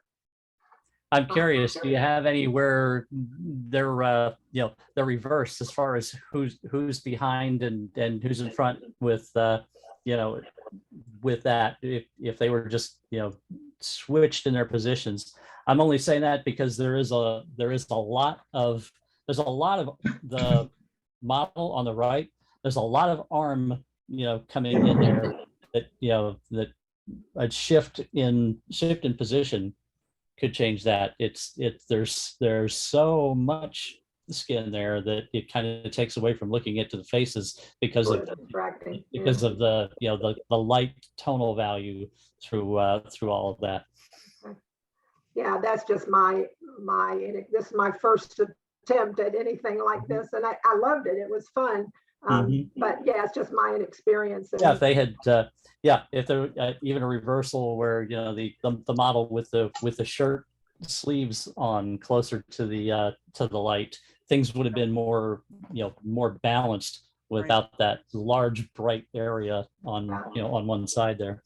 Would it look bad to crop it in further to get rid of some of that on the arm, or it might make it look odd though with the elbow? I want you, Sylvia, I'm going to take you up on it. I'm going to tell you that the pose itself is really good. And I'm not contradicting what Jim is saying at all. That's what I'm getting at. Or let's just say the arms were covered. And it had something along with the same pattern as what the subject is wearing on the right. Then everything, that arm position would point up to the other person. Yeah, which is fine. Yeah, which is great. The look on both of their faces is absolutely perfect. Now I want just click Lynn anywhere in the upper middle. Yeah, right there. Just click. Okay. Now. Right now you're at 100%. I would see if you have a 65% on there. How much? 65. Yeah. 66. Okay, that's what you're getting right there. That look between the two of them, gorgeous. Yeah. I like that. Actually, I like that better. Yeah. Yeah, a portrait doesn't have to be the whole body or parts of Yeah, right. You can't just shoulder down. So yeah. Good, thank you. Well, it was fun. I thank you guys so much for the video and the education, because it was the first time I watched it on education night. I was like, oh my God, but the more I watched it, I kind of said, well, I'm going to try this. I really enjoyed it. Hey, Jim. Yep. Who is this a portrait of? Well, actually, that's an interesting question. I really wanted that to be a portrait of the hippopotamus. Was but not the window light was on the wrong side. I had some challenges with this assignment. Because I did have some of just the hippo, but I thought this spoke a little bit more. It's a great story. It's a fantastic photo, outside of portrait by window light, because the boy has the window light, but it's not a portrait. You see no face, and it is a great portrait of the hippo, but he's not lit by window light.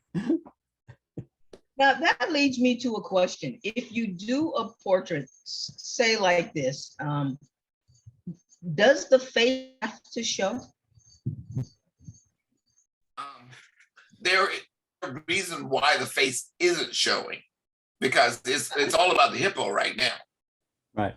Right, and I understand that. I'm not artistically speaking, I could say that if it in some way speaks to the character of who is being photographed, that maybe you don't necessarily need a face, but there would have to be a compelling, reason to not show the face and still have it be a portrait. Well, I'm thinking of a picture that I had seen a long time ago, and it's a woman, and there's no hippo or anything like that. It's basically just her, but she's got on this large hat, and the one side of the hat covers her face. And I just wondered, would that be considered a portrait? Absolutely. Yeah. Yeah. But by definition, isn't portrait a painting or a photograph of a person's face and head by definition, or not? Not necessarily.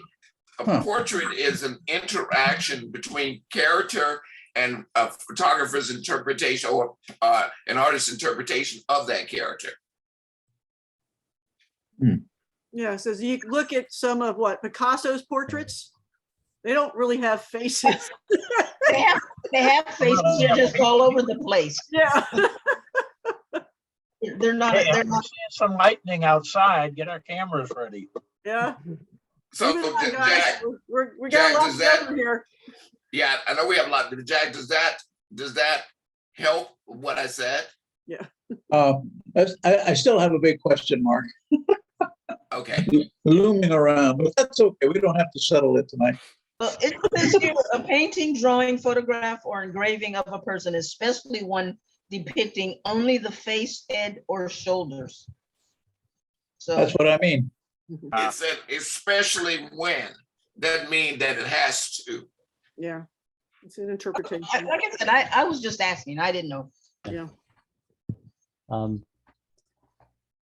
Yeah, and here the angle was chosen to photograph from where the arm obstructs a lot of the face of the subject, and a ceiling fan is very awkwardly placed between the goat's head and the model's rear end. I cleaned a few of those things up. I missed that evidently. I had some challenges. What drew me to this was all of that light coming in those front doors, the doors and the windows, and there was just tons of natural early morning sunlight, or it wasn't early morning in this case. I would suggest you could have had a much more powerful image by following the circle around to the left, going counterclockwise, and going around about another 35-40 degrees, where you could see the model's face, and point up into the model's face of the statue, and have the clean white ceiling up there above shoot upwards into that. You still would have had all that the modeling, the 3D, the modeling and texture from that light, but you could have had a much cleaner background and much less busyness and much more isolation of a person in a pose, shooting her kind of from waist up with a clean ceiling up there.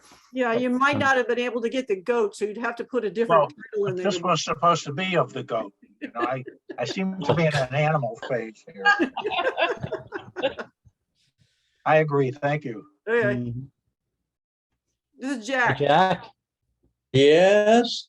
I have lots of questions about this image and the other image about the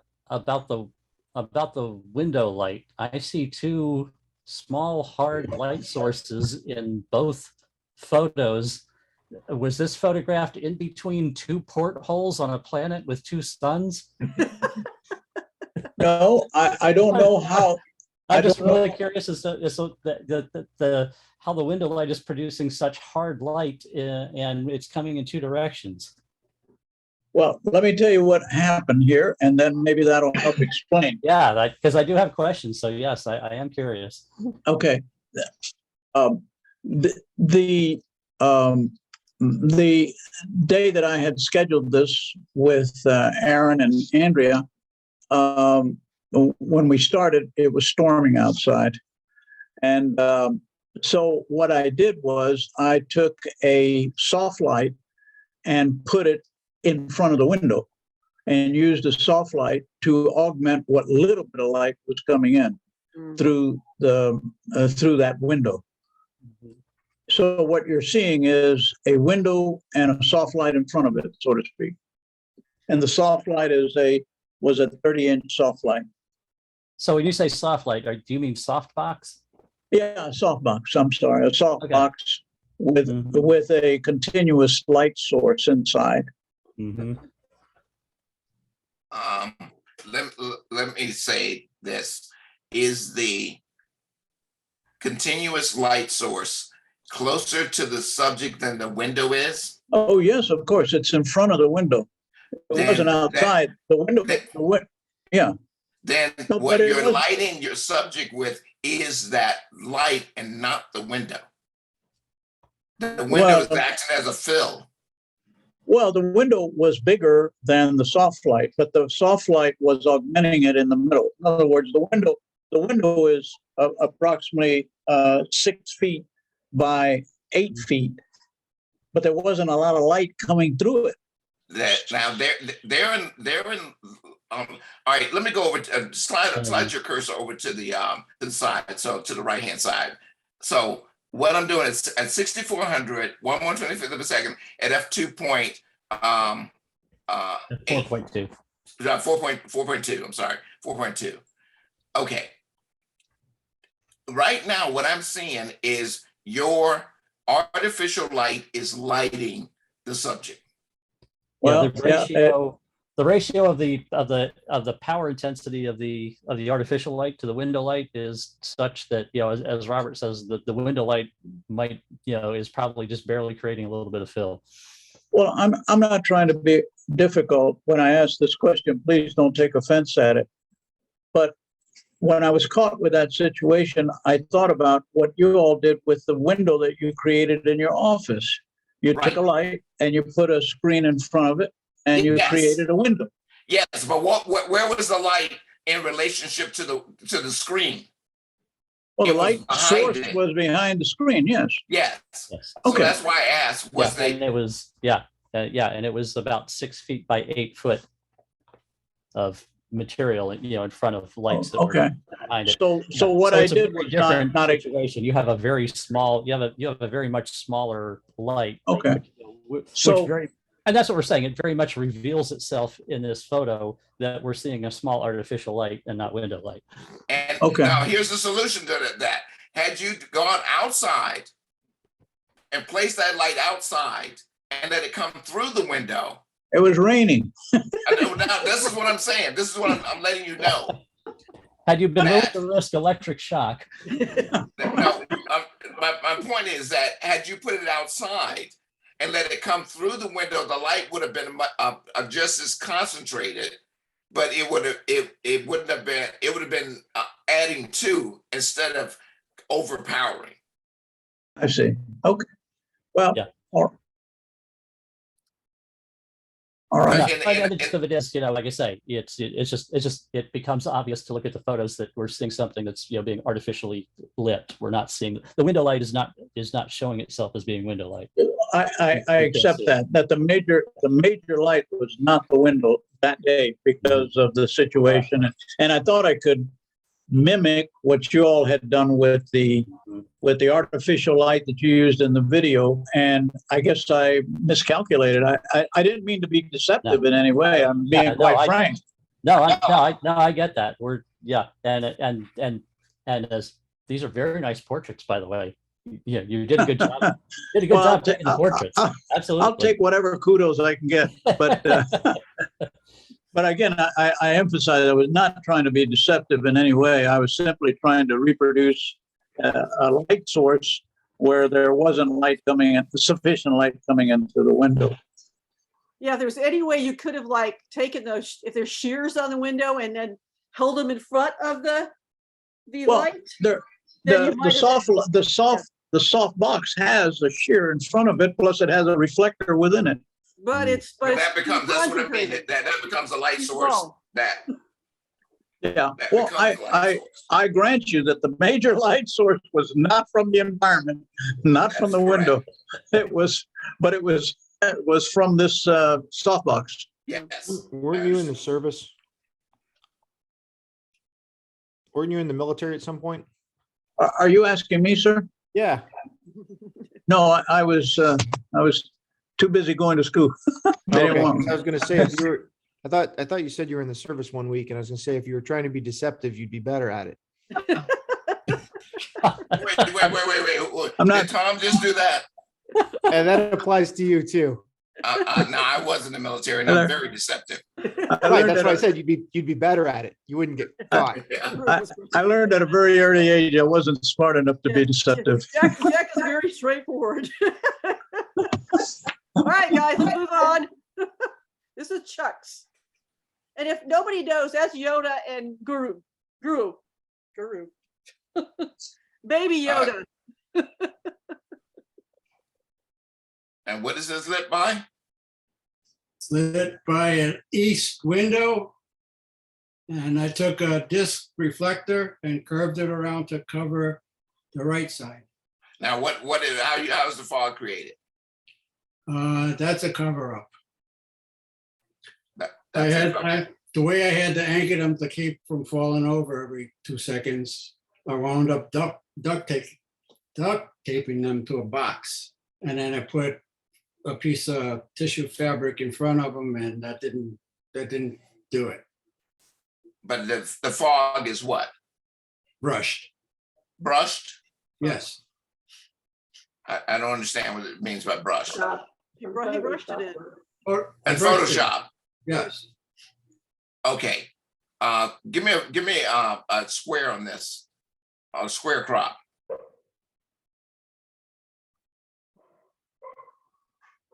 Now, the reason why I gave you a square crop, because you gave me everything on the left and right hand side that was overkill. Okay. And tell me why. Why I left it out there? Yeah. It kind of gave me the feeling of more movement in the fog. More movement? Yeah.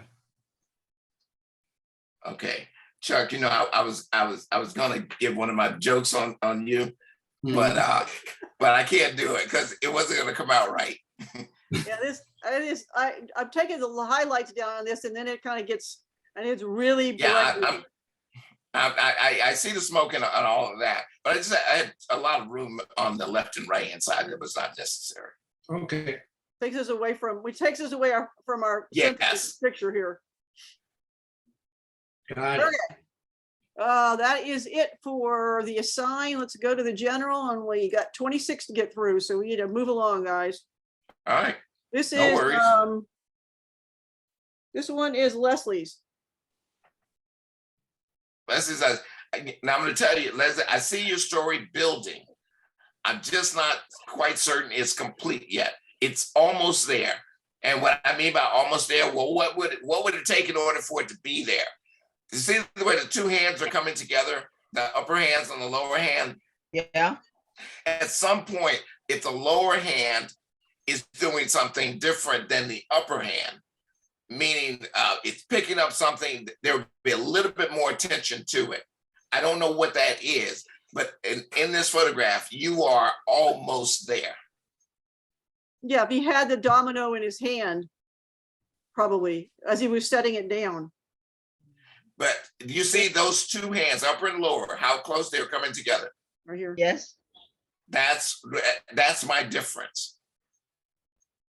So there should be more space in between them? Is that what you said? Not necessarily should be more space. They're both doing almost an action of nothing. Yeah. And if they're both doing an action of nothing and they're that close, it's a little hard to make out what's about to happen. You don't think he's getting ready to pick up that domino? I if his hands were separated from that upper hand, yeah. Okay.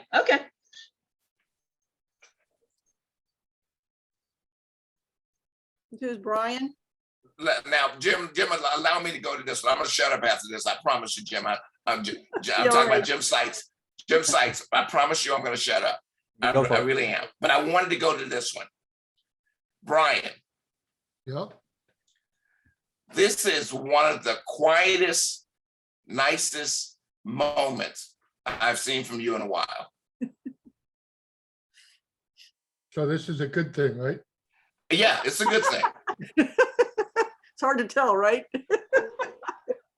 Well, I didn't get a real good score, so I didn't know what that meant. I'm giving you my thoughts about it. Okay. You have a cool. You have the warm chairs against the cool flooring on the inside. Okay, those two are playing something. On the outside, I got something to look at. I got a place to go. I enjoy that. I kind of wish the log had been turned a little bit differently, but that's okay. I'm not sweating you on it. But the moment that these elements came together in a still life, I found it to be a little bit nice. I liked it too.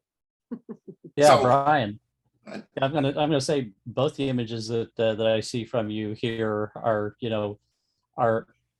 somewhat out of your realm in a very good way, and not intentionally to throw somebody under the bus, but Robert and I both did give you good scores on this one.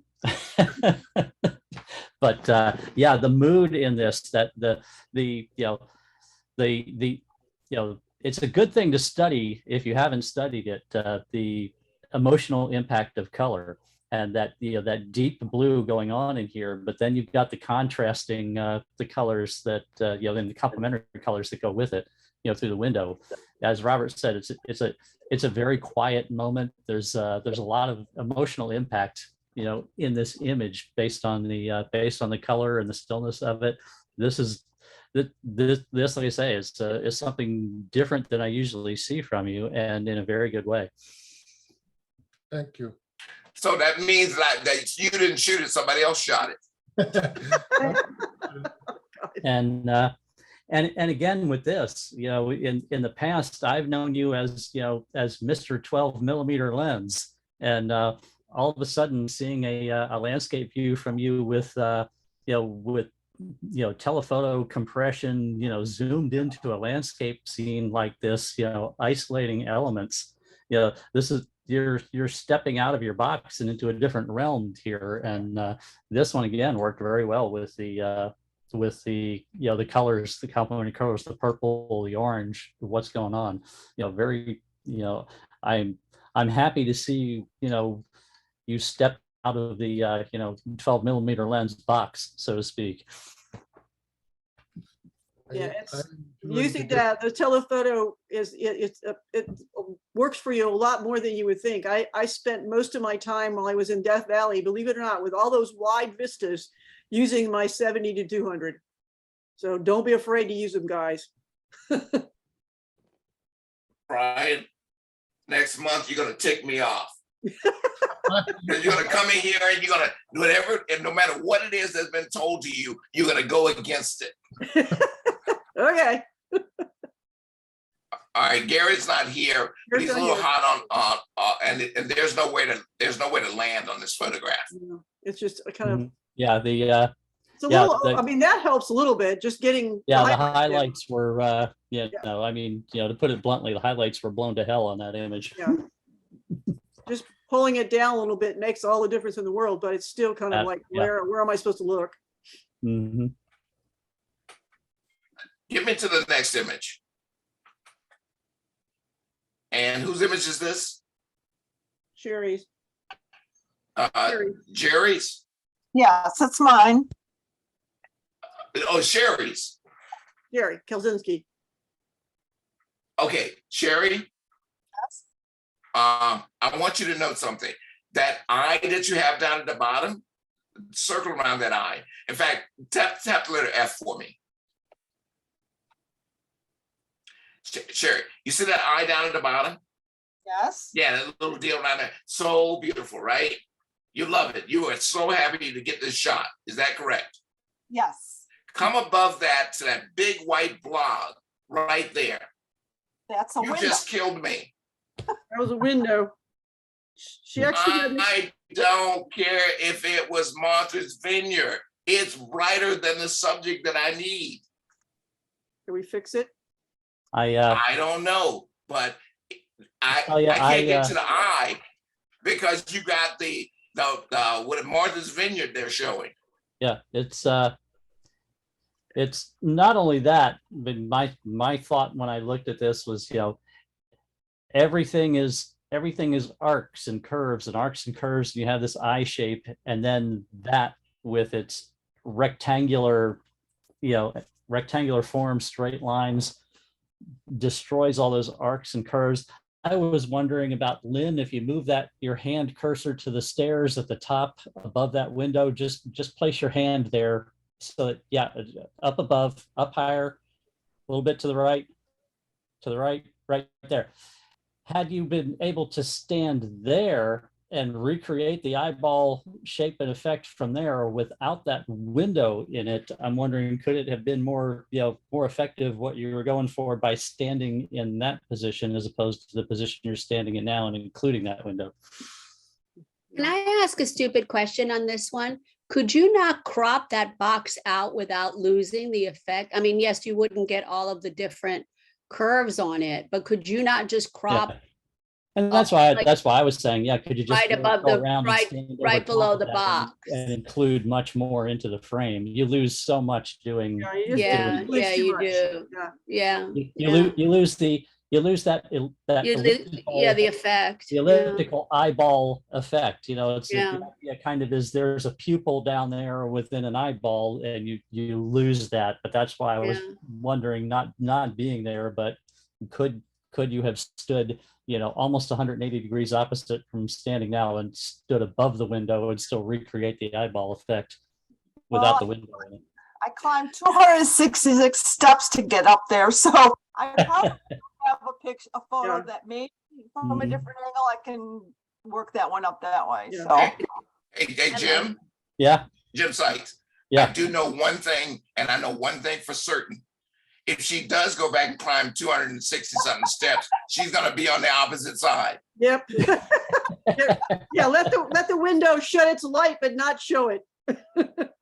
I'll have to look at my other shots. Yeah, you may have Where taken was some more, this? yeah. Where was this? On St. Augustine and lighthouse. Wow, that's beautiful. Yeah. Question, should I, right at the bottom, it's got that note thing there. Should I take that out in the middle and just leave it black? If you were willing to do the work in post-production and really go for the eyeball effect, I say yes. Okay. Yeah. Thank you. This is Steve. I don't think he's here. It's a very nicely done photo of a butterfly. Yeah. I don't recognize that butterfly. Do you, Lynn? Is Leon still here? I don't know, Leon can tell us. Yeah. That's probably at the rainforest up in Florida. That's not a butterfly from Florida, no. Yeah. Not native. Yeah, like I say, that's why No, I it's say not native. I don't recognize that one. Yeah. Okay. This is Jan's. The long lens perspective on this, works well with the telephoto compression of all the layers and the many shades of green. The diagonal of the foreground and the pattern in the foreground versus the rolling hills and smooth round pattern in the background works really well. The way the foreground and the background contrast in geometry with each other. I just thought it was kind of flat, although you guys might have liked it like that. Because I really enjoyed the, personally, I really enjoyed the pastel effect, especially due to the fact of it having the white flowers on the trees in the front, and then having the pastel, the pastel colors carry through. That's a very subjective thing, but I enjoyed that look. Yeah, I like that. It almost has a painterly look that way. I thought it was a nice shot. I like that. I'm just curious. I love the title. Yeah. She's really gotten good at these titles. I'm curious about something here. I don't know if I would make those brighter or not. Yeah, I know what you mean, Lynn, because I don't know that I did anything intentional like what you're doing, but I remember thinking it'd be nice if they popped out just a little bit more. Yeah.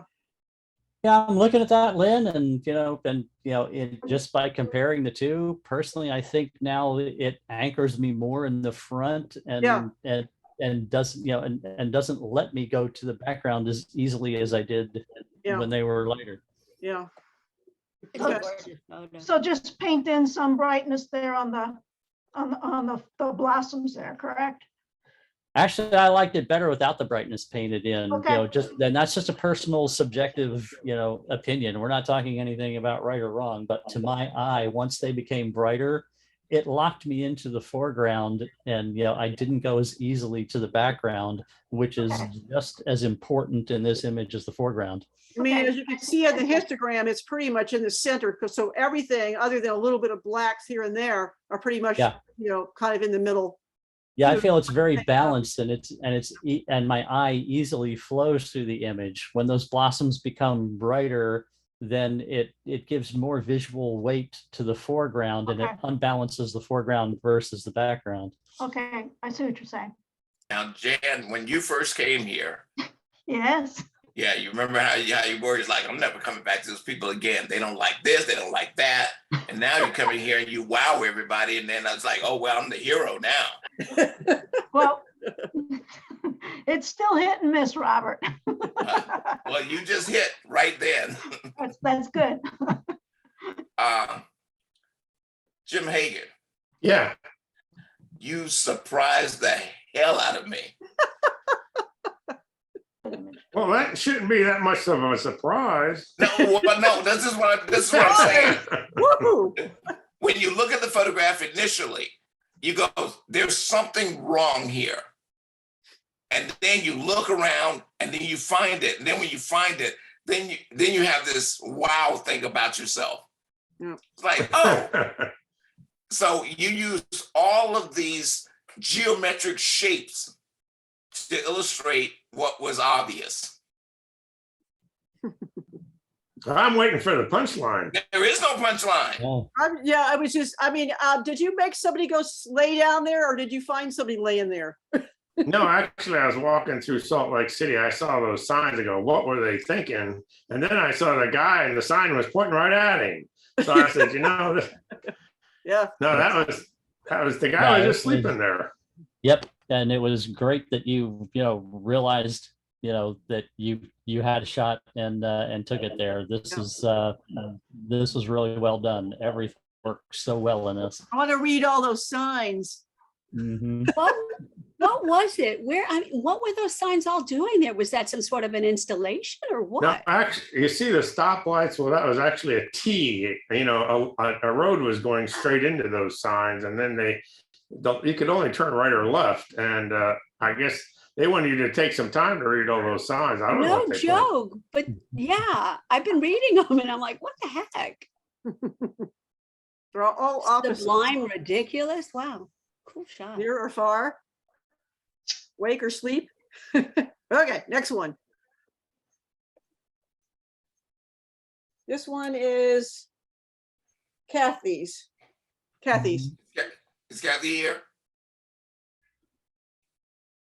No, Is that picture focused? I think it is. It's very shallow. It's another 1.4 f 1.4. It's very shallow, but It is in focus where it's in focus. Right here. Yeah. The pastel tones and the feel are nice. It's tight on the crop, and it has some white things on the right, some white areas going there and higher on the right side that that kind of draw your eye to it. But a little wider on the crop and without those bright areas on the edge could improve this. But it has a nice, like I said, that feel to it that it has. The muted pastels, kind of really go with the visual imagery of the flowers being dead. And I was going to say, and the title. Mm-hmm. Yeah.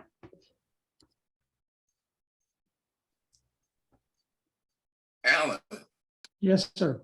I really, really, really, really wish that you could have picked the train up, photographed with the wheels turning, given a little bit of slow motion on the wheels or a motion blur on those wheels, and then put it back down. Man, this is some wonderful color combinations here. Thank you. Was it moving, Ellen? You photographed a page from a railroad calendar, right? Yeah. No. I thought this was Barry's photo, the train guy. Yeah. I did also. No, it was moving. Yeah. So I have a question for Robert, though. I mean, one of the things that stands out to me about this photo is how sharp the train is. And if you slowed it down to get motion, it wouldn't be as sharp. Yeah. Look, we're not talking about reality here. We're talking about art. Yeah. Well, you would be panning. Oh, okay. And the background would appear blurry, and it wouldn't be the same photograph. No. Yeah. My point is that Alan did a great job, and I had to find something to nitpick with. No, and I thought about that, but I just wasn't good enough at the blurring in Photoshop it made a mess out of it. So I just it wouldn't have worked because Jim would have called you out on it. Yeah, and at 1/400th, yeah, you're gonna stop everything at 1/400th. Right. I'm sure it wasn't going really fast. Yeah. Jim would have really called you out on it. Said that you did a terrible Photoshop job. Because if you're able to photograph the wheels moving, then everything would be moving as well. Yeah. No, this is well done. Thank you. Hey, Lynn. Yeah. Crop that off into the white clouds umbrella. Just cut the blue sky right out of there. To it a little more. Bingo, right there. Yeah, and and a little up from the bottom with it's a little up, but there's your story right there. Boom, that's it. She saw it and Lee didn't process it right.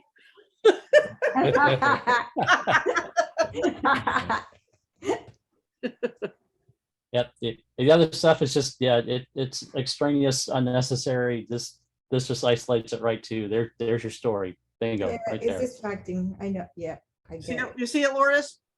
Yep, definitely. Okay. Yeah, we didn't need all this sky. Yeah, thank you. This is Fong. Oh, you talk about minimalism. Yeah.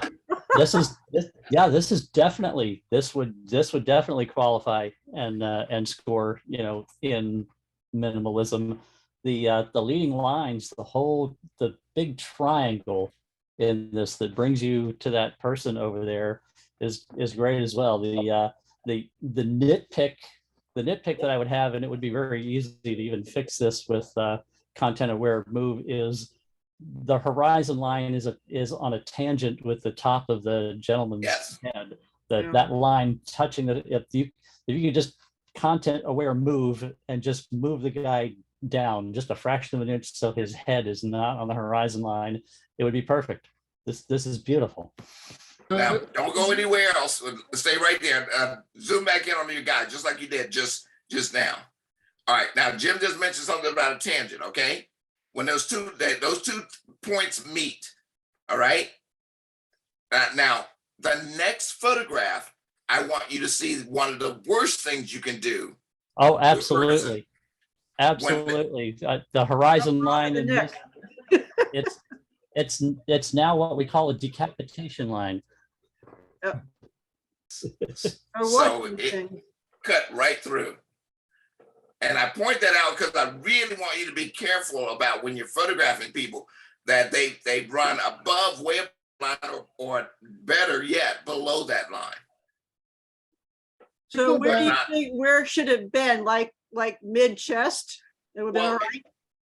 You don't want it through the neck. You don't want it through any areas that where the joints meet. It's just the same thing as you don't cut people off at the joint. But through the neck is the worst. Making it, as they say, a decapitation line is the worst. Can we go back to that previous photo? I had a question. Doesn't the subject there is the person, but the writing on the sand right in the foreground, isn't that kind of a distraction that should be dealt with? I don't think so. I don't think it has to be. I didn't find that until after I saw the overall composition. I didn't find it to distract me from getting right to the composition and what was going on. It's something that I came to afterwards. And I feel it could be a little stronger image without it there. I agree with you in a nitpicky way. When is my family coming back? It would be a cleaner image without it. Hello? What? You need to mute yourself. Yeah, she just did. Okay. So, yeah. All right, let's go to Mr. Puffin Man. I mean, Mr. Puffin. The other one. It's the guy laying over. What was this called? Falling. I've fallen and I can't get up. You know what I'm gonna have you do, right? Go ahead and bring him down. Way too bright.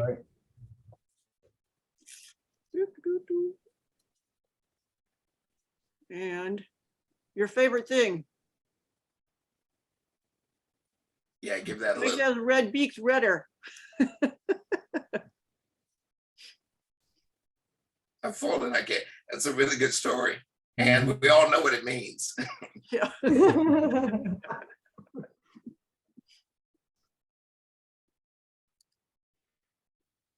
All right.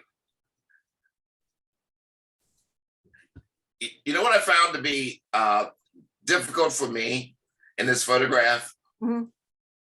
The birds on the right-hand side, all of those birds. Yeah. I wish you could have cued them to be above the horizon. I'm sure there were some. There's like, if you look at, there's birds all over the cliffs here. They're just nesting everywhere. So I'm sure there was some in the sky. No, maybe not. I don't see any now. Well, now then that brings me to this point about this one thing. Just for the sake of argument, just please go to an 8x10 format, please. Just indulge me, because I don't know. I'm just wondering. Okay, now hit your X key, letter X. No, go back to the crop. Hit the letter X. All right, now move it over to that right-hand side. So which means yes.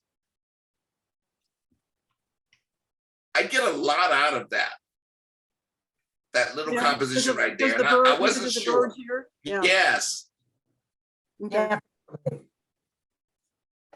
Yeah. And I don't know why. The other crop, you don't really see them all that well. Correct. And so if they're going to be there, I wanted to see more of it. Makes sense. And what I would like to see go away from that is just that one stalk of grass that sticks into the water. Yeah. It's definitely more prominent when you do this crop. No, go back to where you were. Please go back to just the last movement. I just want to see that top letter F for me. S or F? F is a Frank. I'm just wondering. I mean, I wasn't sure because I was just wondering, was that hair on the mountains? But those are birds on the mountain. Yeah, all those white dots are birds. Yeah. So why didn't you shoot that? She what? That whole mountain cliff right there where all the birds are. I probably do have shots of that. Okay. Actually, I have one that I shot straight down from here.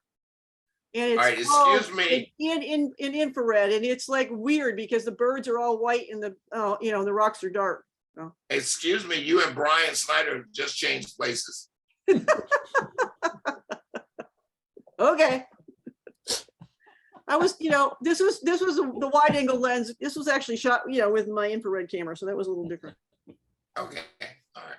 All right. All right. Sorry about Who's that. that? Next. Oh, wow.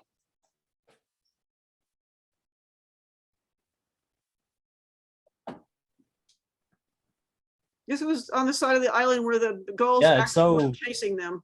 the shallow depth of field, but the incredible sharpness, carrying through the birds, that shallow depth of field and the bright colors going on, make this look almost like a like a poster, like it's graphic arts, almost out of the realm of a photograph. It's very strong visual impact. It really grabs you. Thanks. Well, this is actually this was the very last day that we went on we've been there 4 times, and one of the lady that I was rooming with, she told me you got to go over and get the shots of them coming straight in, because I was shooting them as they were flying by me. And I'm like, okay, so where's that spot? And she told me, and I went over there and I shot, I think I got 4 in focus shots of this guy as he was coming in. And then I tried a whole bunch more and none of them were in focus. So it's like, I was overthinking it after I'd shot a couple. So yeah, it was not easy because they come in and they all of a sudden just sort of slow down and then drop down into those weeds. So thank you. Yeah, the only thing that bothered me was having the building in the background, but there was no way I could get rid of that. Yeah, I realize that. Mm-hmm. At least it's blurry enough to. Can't you darken that? That would be too distracting, I thought. Yeah, darkening it. Yeah. And the background now, not that blue background. Yeah. It's very muted though. Yeah. Yeah. And I had to have another view. Maybe when it was further back that it's a little even lighter. So I don't know. That was my main concern about is having that, but it's part of the environment there on that island. So there's it's a chapel, actually. There's a church on this island. It was monks. The monks lived there. Lynn, you mentioned that you have a 7300, but this is a 320. What were you using? This was the 200 to 500. Okay, thanks. Handheld, and you see I've got it on a pretty high f-stop, even though that's not what I normally shoot it at. I usually start it at f5.6. And then I was shooting I never shoot birds at less than 1/2000th of a second. So this one, because I knew they were coming at me, I jacked up the shutter speed to 1/300 or 3,200th. Yeah. 3,200th. Yeah. 3,200th of a second. Yeah. And then I increased, and as the day would go by, I would increase or decrease my ISO in order to keep my shutter speed where I want it to be. Yeah, and people take note of that shutter speed. It's going to be important about 2 images from now.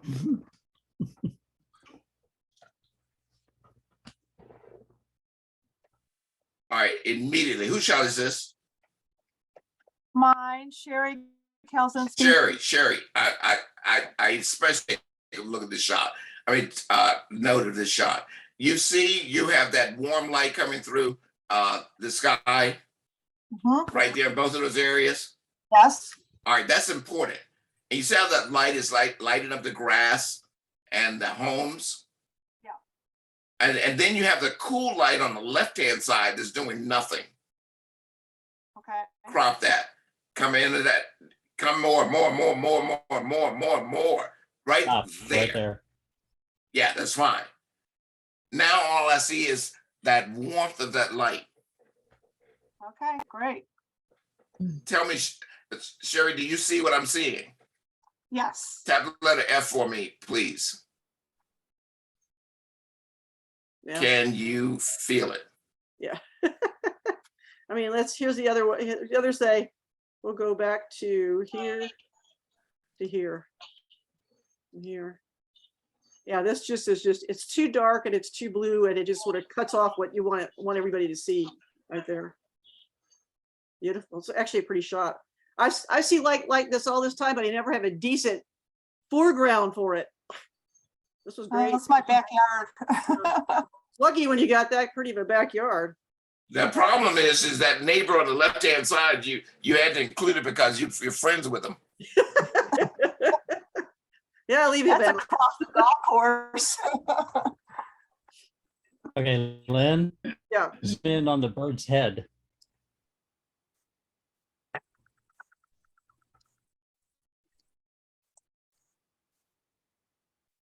Yeah, and then look at the eyes, and the ground and everything, and then compare that shutter speed to the shutter speed Lynn shot a bird with 2 frames ago. Yeah, anything. That's 1/160. Yeah, this is berries. I think it's berries. Yeah. Yeah, if you're shooting any kind of animals, anything that's moving, you've got to be at least 1/2000th of a second. Yeah, even if you want to stop it, if you want to stop it. Yeah, you can see the motion blur in the eyes, the eye, the beak, the feathers, the head doesn't have that that sharp, the sharpness to it, and it's the shutter speed.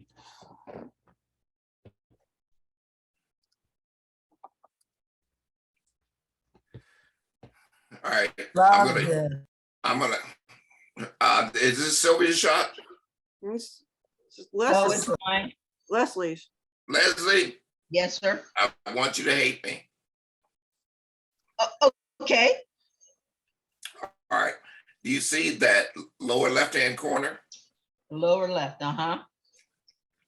You see it's broken up right in that one spot.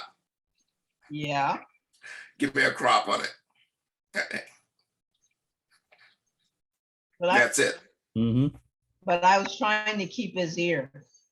I don't care about his ear because all of the things that are happening are in the eyes. Right here. Okay. And I jacked it was a little, I thought it was a little flat. You have there's a lot of ways you can go with this, with ultra texture or flat, and if you go flat, you see the shapes. If you go texture, well, of course you see the texture. Either way, artistically, I like them either way, but I'm with Robert. That lower left hand corner was was what broke up everything else that's going on in there. And see, I thought sure it would be the ear. We can never, Leslie, we can never win. You might as well just, take that.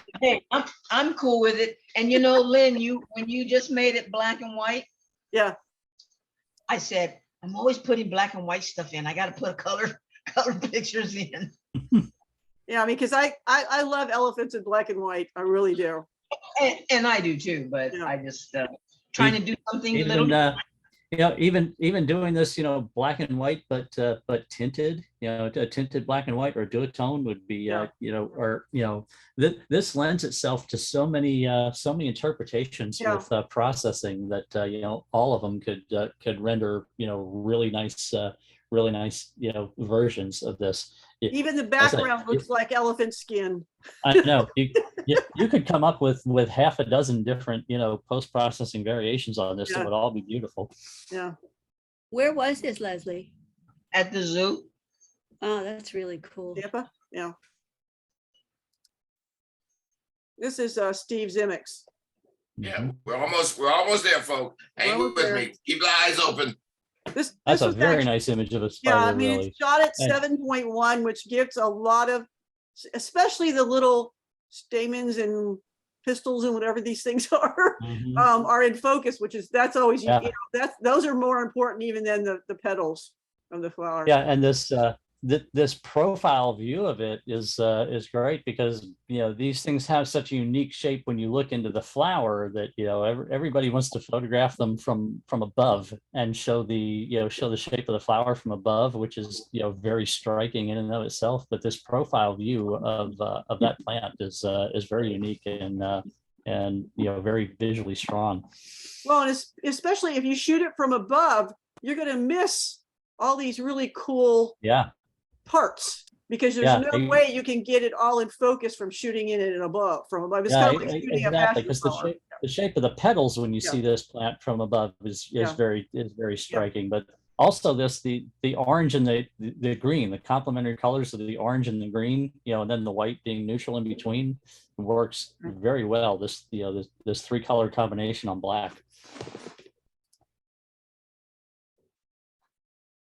Jack, I think.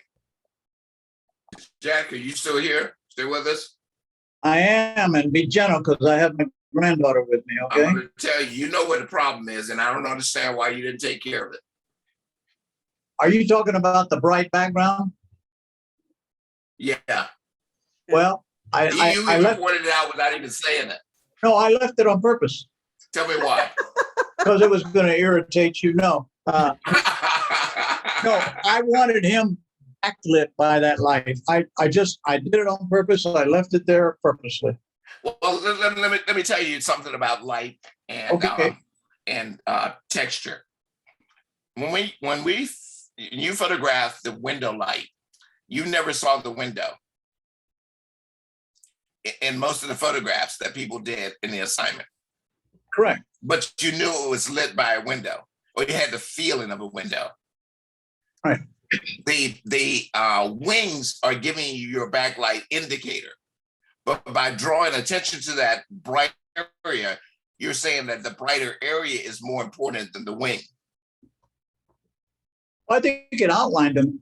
I didn't interpret it that way, Robert. And again, maybe it's just my ignorance, but I liked it because it showed the outline of the body. It brought out, to me, it brought out the body better, but maybe I'm wrong. You're not wrong, and I wanted you to see it that way. But look at, if you're gonna do that, then outline it with more light. You only outline it with just that one little area. And so in that one area, it's very bright. Now the attention goes to the back and away from the insect. You don't think it brings them out more? You don't think it makes them stand out more? Not. Oh, okay. Well, how can I say, my inexperience, I guess, I thought it might bring him out of the picture a little bit more by having that light back there. But I purposely left that light there. That was in the picture. Between, what do you see? What do you see here? And what do you see here? Here I see the bug. Here I see bright stuff. Yeah. And that was just a quick, masking with Lightroom. Yeah, okay. Lynn? Hey, Lynn? Yeah. Yeah, go ahead and do that, and then invert your mask and brighten the dragonfly just a bit. Oops. Well, I gotta say this is the new part right here. They didn't have duplicate this and in this invert. version. Yeah. There we go. There we go. There it is. Yeah. That's gorgeous. Here, brings the light back in. To here. Yeah. Yeah. Yeah. The light, the bug has got, it doesn't matter where the light came from, it's on the bug. All right, that's the last time I'll try that trick on you guys. Oh yeah. Just don't appreciate, you don't appreciate my art. Liking that lens though, yeah? What's that? I said, are you liking that lens though? Oh, I love it, man. Yeah. It is my favorite. I appreciate your art, Jack. Yeah, I just hope that you appreciate my critique as well. I do very much, and I've learned quite a bit over the last, how many years? 20 years or so, it seems like. Slow learner, but I'm coming along. Whose shot is this? This is Barry. Barry, you with me? Not here. Barry's not here? No. Yeah. Okay, sorry. You're doing the right thing, Lynn. It was just a little too bright. It was nuclear bright on the right side. Yeah. He just got his camera converted, so he's just now starting to do infrared. I talked to him for about an hour and a half last week, so we did a little Zoom. Yeah. Now Yeah, what you did has helped out a lot. Yeah. You could also probably do, like a luminosity mask on this and, Yeah. and deal with it that way as well. Yeah. But it was just way too bright in the clouds. And the building on the and right. it might be his monitor. Who knows?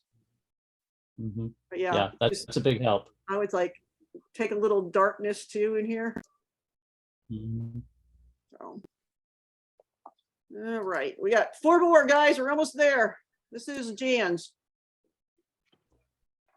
I have a question on this because I love the geometry, the shape, the radial lines, the soft tonal palette of this. Was this element that was being photographed possibly out of reach, where you couldn't reach to take that stray leaf out of there?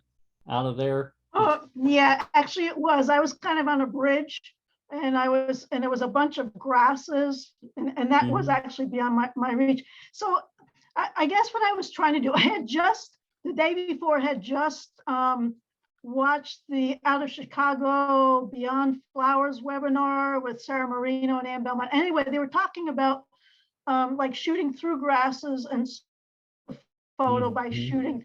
So that's kind of what I was trying to do. I may not have accomplished that, but that was what I was no, you pulled off the effect. The effect is beautiful. The technique, the technique is great.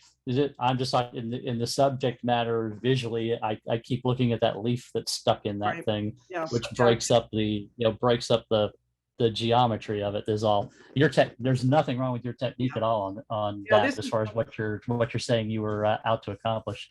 Yeah, this is very similar to what Sarah does a lot of, Jan. Yeah, she would have just taken that leaf out somehow. So yeah, I think I would have landed in the pond below if I had tried to grab that leaf. Jan, Jan, it's all worth it. You just jump in the pond next time. It's okay. Just carry a long stick. Yeah. The new best use for a selfie stick. There you go. Get rid of the leaves. All right, I'll bring one with me. This one's, I think, is this Loris's? I don't remember. I think it was. Yeah. Did they bug out on us? This is Karen Robinson's. Karen's still here. Okay, it's Karen. This is Karen Robinson's. I'm here. Karen, you got me looking at too many things. Okay. All right, and there are three areas of brightness. That one, and that one. Okay, I see it. So it's a matter of saying to me, which one now? Well, could you have 2? I would agree with the 2 if the spot on the upper left, the big leaf in the background were burned down, and then the potting up, if that were brightened up, equivalent to the flowers below, then that's showing me, yes, here's a pod of flowers opened up, and then it's called the awakening. Here's the other pod that is about to open up. I see that it's that bright spot in the upper left was detracting from what that story is about, what's going on with one fully open and one about to open. With it toned down, I do like how how all those leaves in the background, the shapes, the texture of them almost look as though it's a like a flower within a flower, like a backdrop, like a curtain backdrop.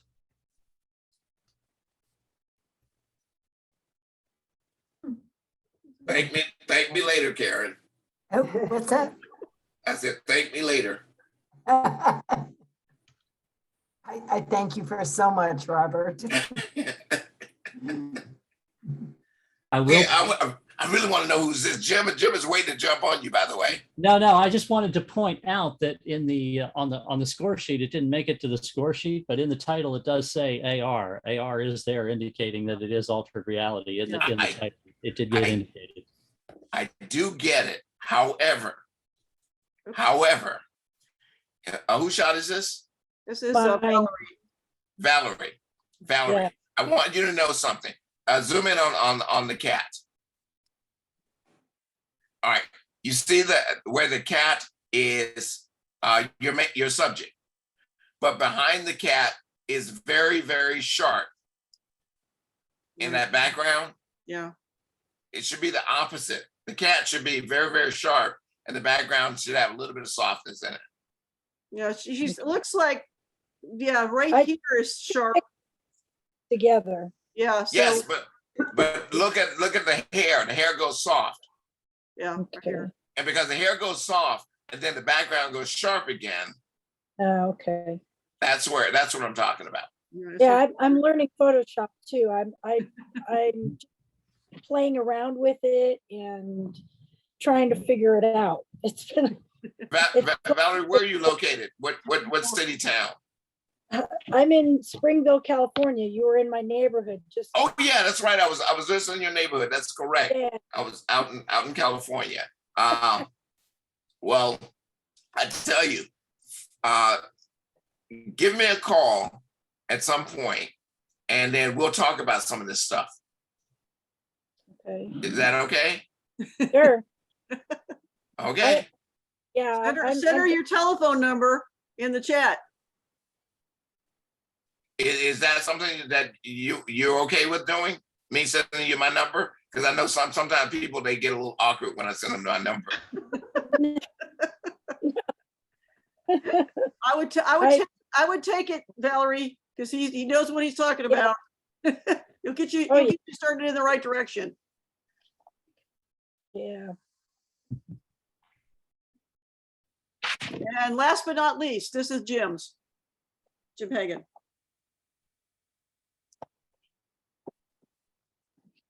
I like the concept, Jim. Yeah, that's interesting. It was, I was using smart objects and smart filters in Photoshop. Yeah, I can see the different things that you actually I can see from what you did. You did put a lot of steps and work into making it happen.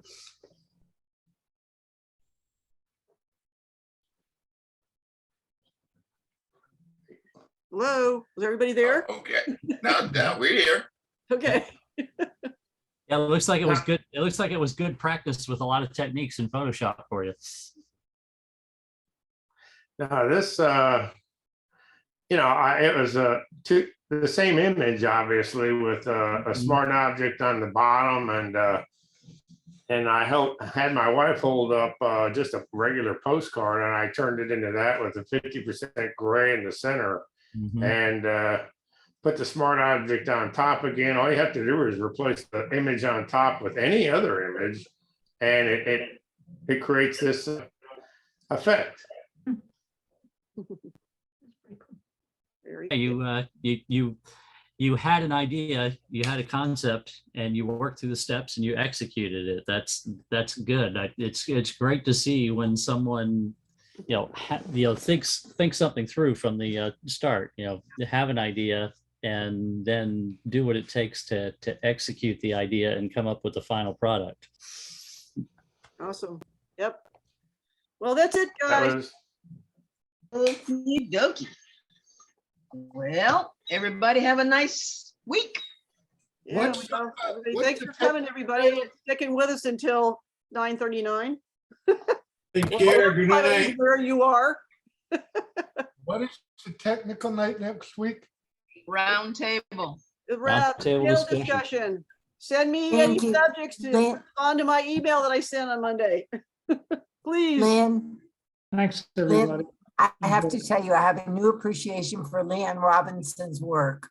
After I got my camera and I put the lawn chair out there and I sat out there looking for butterflies, waiting for them to land for half an hour. I gave it all up, and I just think Leanne is phenomenal. It's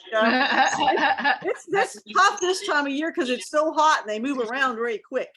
So and his yard is set up for that. He's got all kinds of butterfly flowers. Plants for them. All right, guys, good meeting. All right. Good night. Have a good night, everybody. Good night.